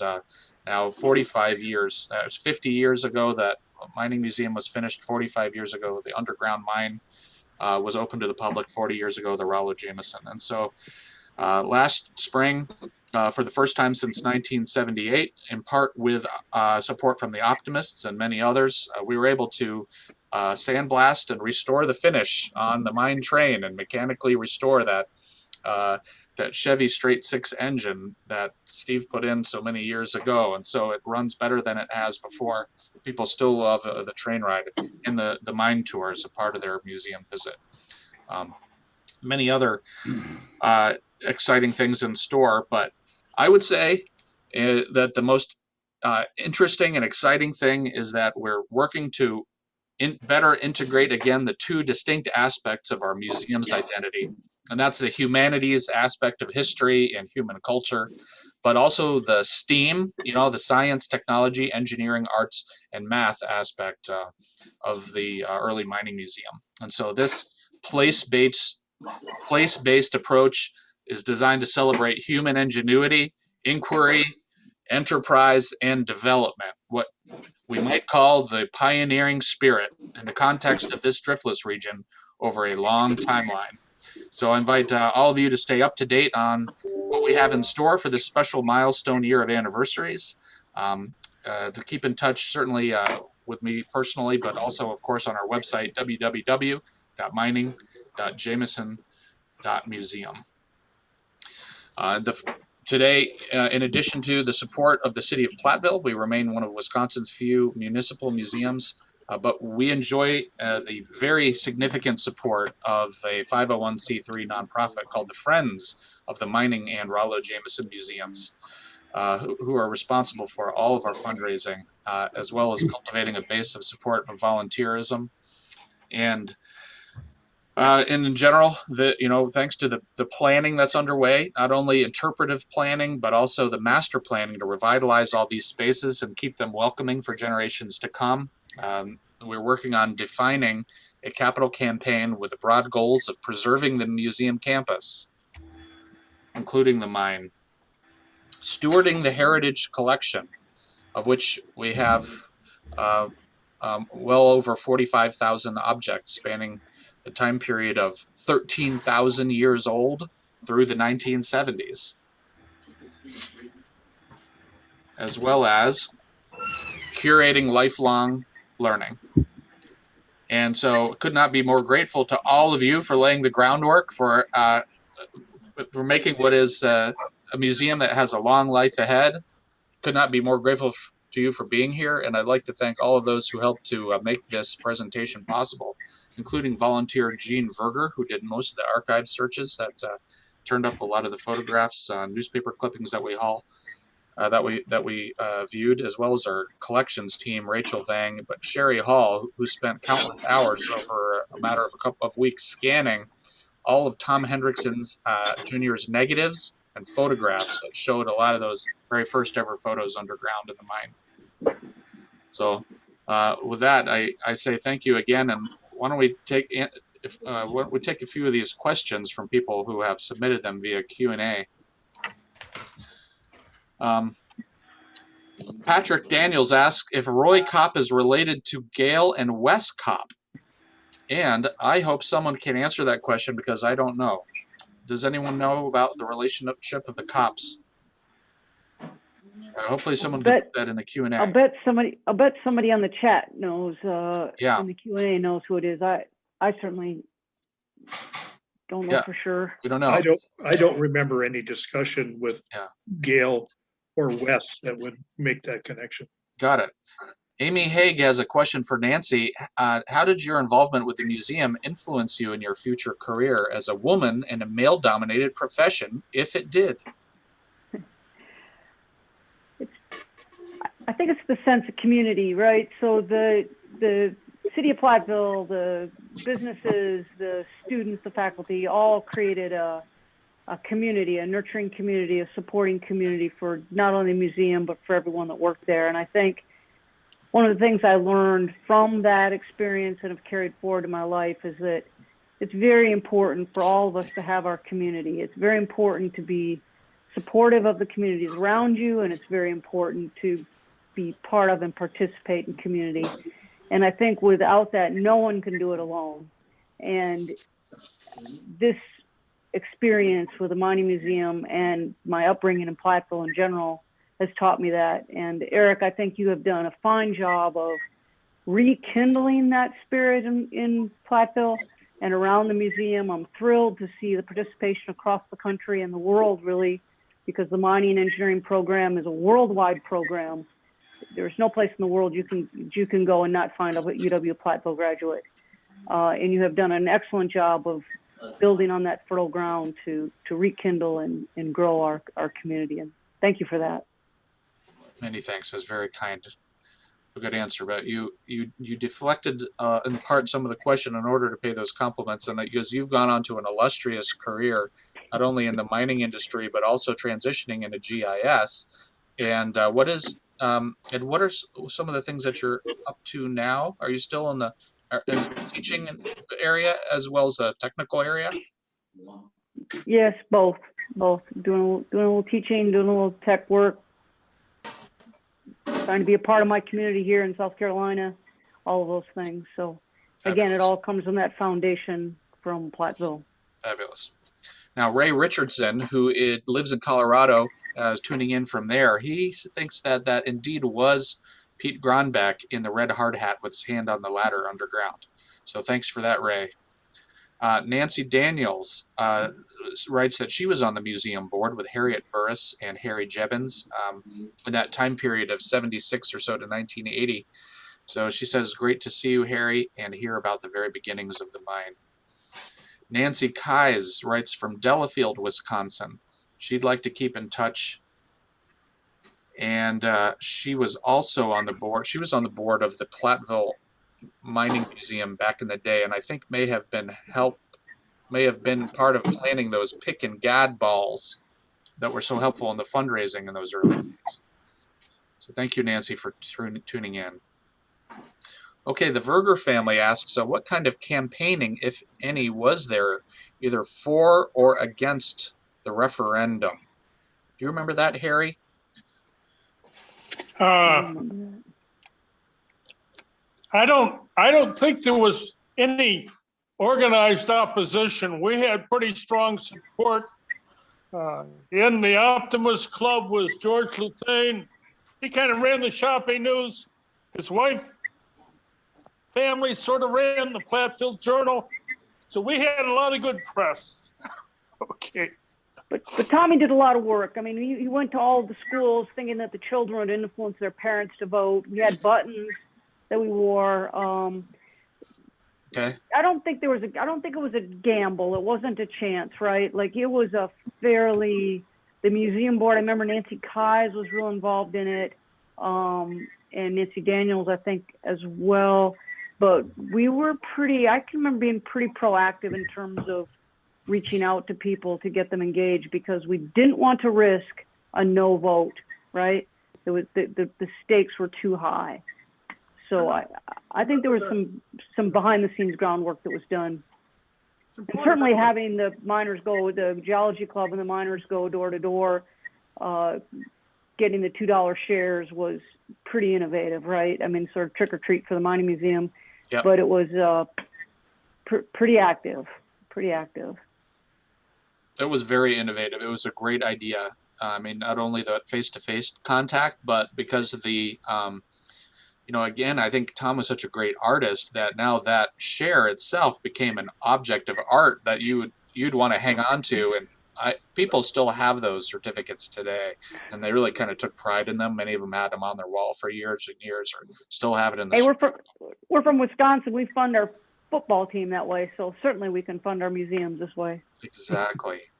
Well, when you remember the context of the times, these were not exactly boom periods for the country. Right. And, so it's not like there's a lot of public funds sloshing around.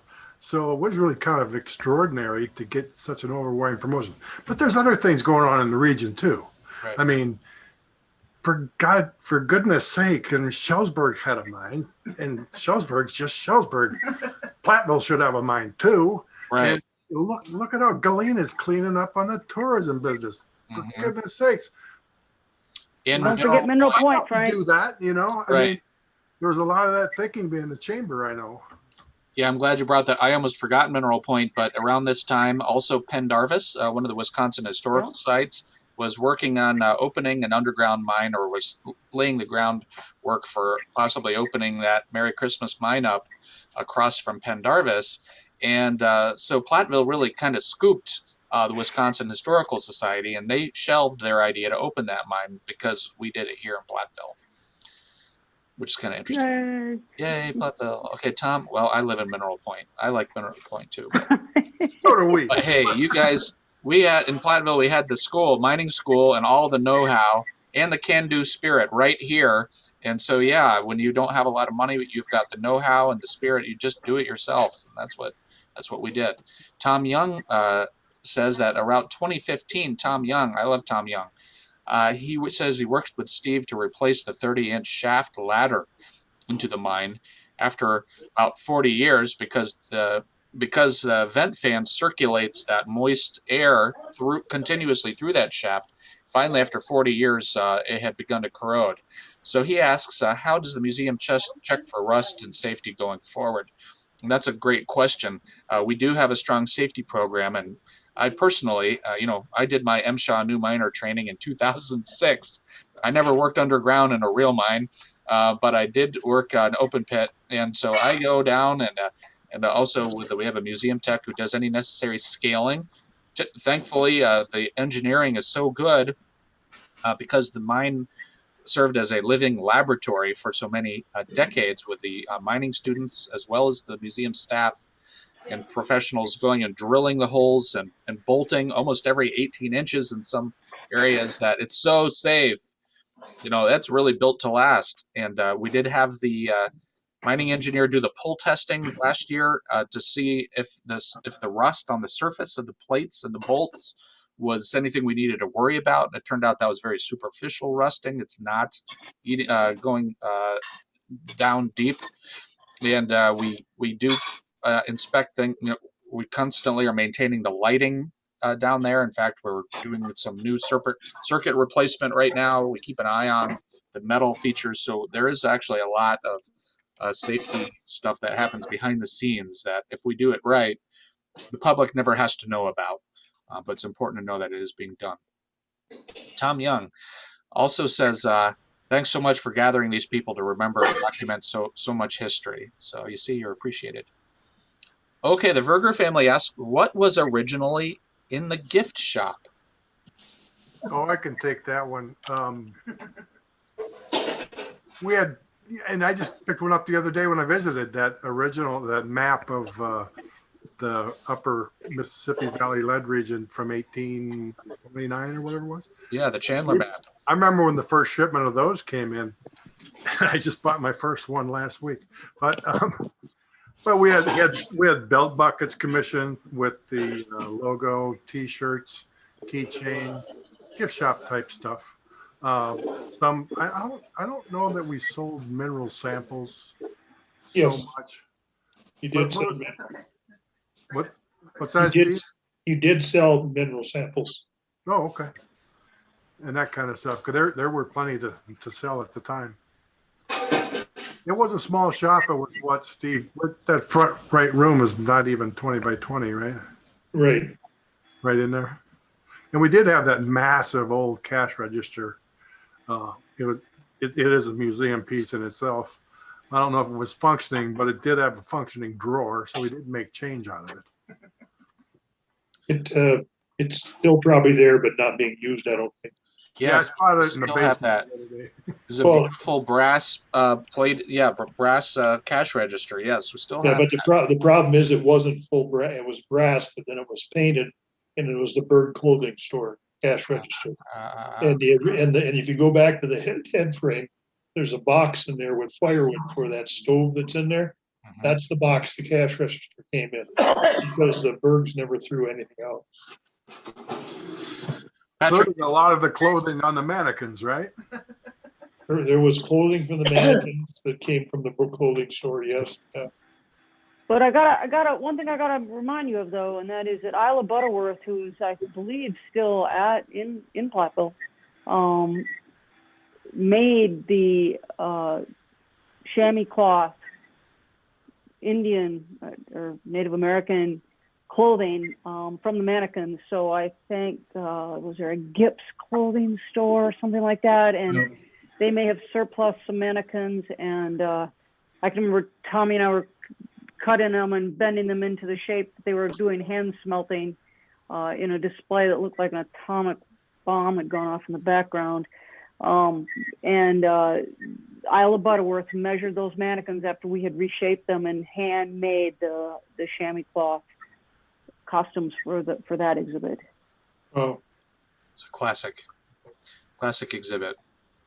And Hey, Eric? Yes. Harry here. My battery in my phone is almost dead. I'm going to have to check out. Nice job. Thanks, you and Nancy. Thank you so much, Thank you, Eric, Eric. for joining us. Thanks, Erik. Be safe. Be safe. Patrick Daniels says that the talk has been great to understand what went into getting the mine open. His first memory of it is that after it was already set up and performing for the Tommyknockers play in the mine, Jenny King, the daughter of the composer Margot, said that only 80 people have performed the musical in the underground mine, and that Bevans has always held a special place in his heart. So again, we'll see if we can pull it off, but at some time, if not in this year, but as soon as we're able, we wholly intend to put on the Tommy Knockers musical in the mine again, as well as above ground. Okay, you guys should know that the Telegraph Herald has a name for us. They have called us the epicenter of Platteville's underground music scene. Because we started doing musical concerts of many kinds underground a couple of years ago. At the holidays, we have the Mineral Point Cornish Men's Chorus sing mining songs and old Cornish songs underground, as well as other kinds of music has been performed now, and we're going to keep that up for years to come. Nancy Daniels is so excited to see all of you, and maybe she's going to want to keep in touch, so I'll try to make that happen.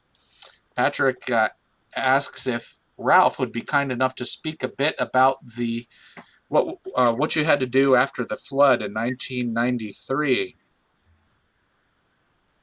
Well, as Steve pointed out, we had a layer of geology there that was very soft, and it started mushing down and started the pillars sliding out. So that area is what we reinforced with concrete around it. Then we had a small shelf in there that was also beginning to collapse. We had to go in there and put support under it. And we ended up putting a steel decking under it to hold that shelf up so that it didn't collapse down. And then over there on the other side of the shaft there, we have steel supports running all the way up to the back, which is probably about 16 feet, to keep that back from coming down because it was starting to break loose. So that was the big areas. Now, a little story about that too is when we were working there, we had to stop working when the tours came by. So we had a bunch of kids one day, and when the tour showed up, everybody was standing there in their model poses, and the kids were looking at them, move a little bit, and the kids would go, they're arguing whether we were mannequins or not. That's funny. You know, at Halloween time, we launched a public program called Haunted Mine Tours several years ago, and that's turned out to be very popular, and it's sold out every year. We offer it, and we have some nice fraternity brothers who are very sweet young men, and they dress like haunted ghost miners of the 19th century, and they too stand quietly among the mannequins in the mine, and you can't tell which is a mannequin and which is a haunted miner. And these are done by candlelight, and they're pretty interesting. People love that. Sometimes it's a little scary because you can't tell who's who. Let's see. Nancy says she knows that Gail was a good friend of Roy's daughter, and so she's going to look into this matter of relationships. Let's see. Gary Ertel, here's our last question of the evening, and that is, it sounds like there's numerous old mines under Platteville. Have any of these old mines ever collapsed? Yes. What do you know about that, Chip? When I was in high school, the road in front of the old high school, right in the middle of the road, a big sinkhole developed. And I don't think anybody went down in it, but it opened up and had to be refilled again. But there's numerous subsidences around Platteville. That one you mentioned at the high school, Earl Bellmeyer, the street superintendent, talked about how they load dump truck load after load after load trying to fill that hole. So it was a big one. I recall in doing some research when I worked there, a story about a young girl who left where she was babysitting, and this is like in the 1800s, and never made it home. Mm. And they all attributed it to an open shaft. And if you ever saw a map, go on Google Maps, look at the street pattern of Platteville, and you'll understand. Mining shafts had the right of way early on, and that's why that street pattern is so screwed up. Yeah, you'll have old houses and a kind of a big perimeter. Then you'll see all kinds of new houses in between. It's like they all forgot that that's mining ground. Right. And the old method, I mean, they didn't bring in teams of engineers and check with the state about filling a shaft. They chop down a tree and throw it down the hole and then fill up over it, right? And cars. And cars or whatever. And then eventually whatever you've plugged it with rots and goes down, and then the area flushes. There's 2, 3 or 4 places in Platteville that have shown effects after heavy rain and stuff. It lasted, big amount of them was in 93, when the water level in this area just all came up high enough and affected a lot of things. And there's some that they've tried to fix, ones that are in roads. They've tried to blast the rock to kind of crumble them in. Right. But the bottom line, what you got to do with them is you got to dig them down to bedrock with a healthy backhoe. And we got a lot of big backhoes around here. Get all the way down there, and then you kind of smooth it off, and then you pour 4 feet of concrete over the top of it, and close it up. Forget it. Then you can't forget it and not have to worry about it. But what is the number? I think if I recall from the tours, there's at least 600 holes. Well, they talked about, I think once upon a time, and I'm not remember, like 16 zinc mines in the city limits, lead mines, I don't know. The paper that Marius Grombeck did on shafts, things open in Wisconsin, southern Wisconsin, he had I believe over 400 open shafts. And we used to run into them out in the field, and it was kind of dangerous because if you're out in the middle of a field and all of a sudden there's some trees growing and there's barbed wire around it, there's a good chance there's a shaft in the middle of that little thing. The barbed wire is bad. And you go up there and you'll see dead animals down in them, and or these places where the concrete collar has collapsed down in. But there's an awful lot of them out there that have not ever been dealt Even with. still, yeah, you got to go look for them. And they used to be obvious from the roads, but as traveling around the back roads just last week for the first time in many years, if I didn't know where some of those old mine digs were already, I probably wouldn't know that was what they were. They seem to, every decade, they fade a little further into history. That's why it's so important we keep that history alive with places like the museum and keep it going. So Yeah. thanks for the continued effort. It has been an honor and a real fun part of my life, learning more about it and being part of it. Absolutely, and the work continues. With GIS technology, there have been individuals, some master students and others who have compiled a big statewide data set of taking all the known mine maps from around the state and creating a data set of the location of all of these underground mines. And it's sort of a whole new approach so that when you buy your land or you're going to do a construction project, you don't just have to wonder if there's a mine there. You can actually go to a public data set and find out. And that has been made available publicly. I obtained a copy for the museum and the City of Platteville from the Southwest Regional Planning Commission. And we're one of the forward-thinking mining towns in southwestern Wisconsin where we actually make a public map available. So if anyone wants to know if there's a mine on their property, you can just go to this map. But of course, it's not perfect, and so as we find new maps and museum archives and so forth, the question is, have those been traced, and are those going to be part of this public data set? And all of these mining towns are Swiss cheeses, and you hear about any time a construction project, you've got a dozer that starts to fall into a hole or something. But knowledge is power, so if we can get out ahead of it.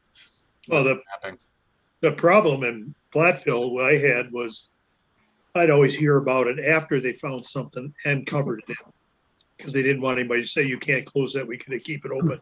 So I'd get a picture of a guy on a ladder up on 2nd Street at an intersection. He's got the ladder in there about 8 rungs, and then I go up there and it's all filled in. Right. Well, maybe on closing, this is not an active mining district anymore, and yet here we are continuing to interpret the geology of the Upper Mississippi Valley and also, the engineering in its evolution from pre-Civil War days through the 70s when, some awesome technologies were coming out of this town from people who you guys knew and got to work with and for. And then the mining story continued, though, later. Interestingly, we have the opportunity to add additional exhibits that deal with the subject of the mine life cycle. And sometimes the mines close. And then what happens? And so this idea of reclamation. So Platteville, after unfortunately ending the mining engineering program, did become one of the United States Centers for Studying Reclamation Sciences, and that continues on today. And so this idea of things like abandoning holes and plugging shafts and remediating mine sites are some new things that can be interpreted in the future, in addition to celebrating the work that's been done in the past.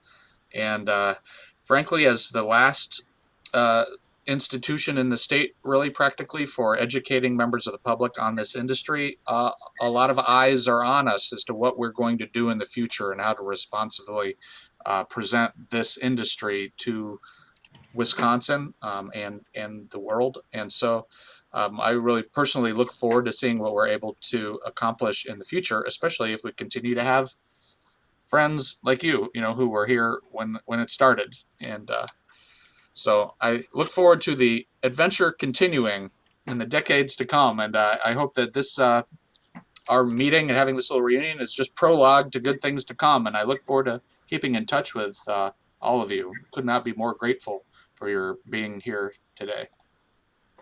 Good to have the little gang back together again. It is.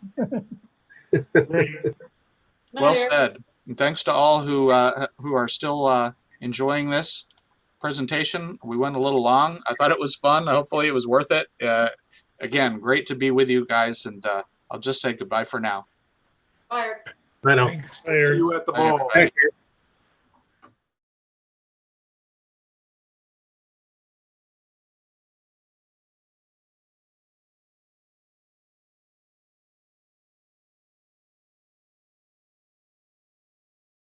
At Taco John's, we're blowing up your phone with great deals.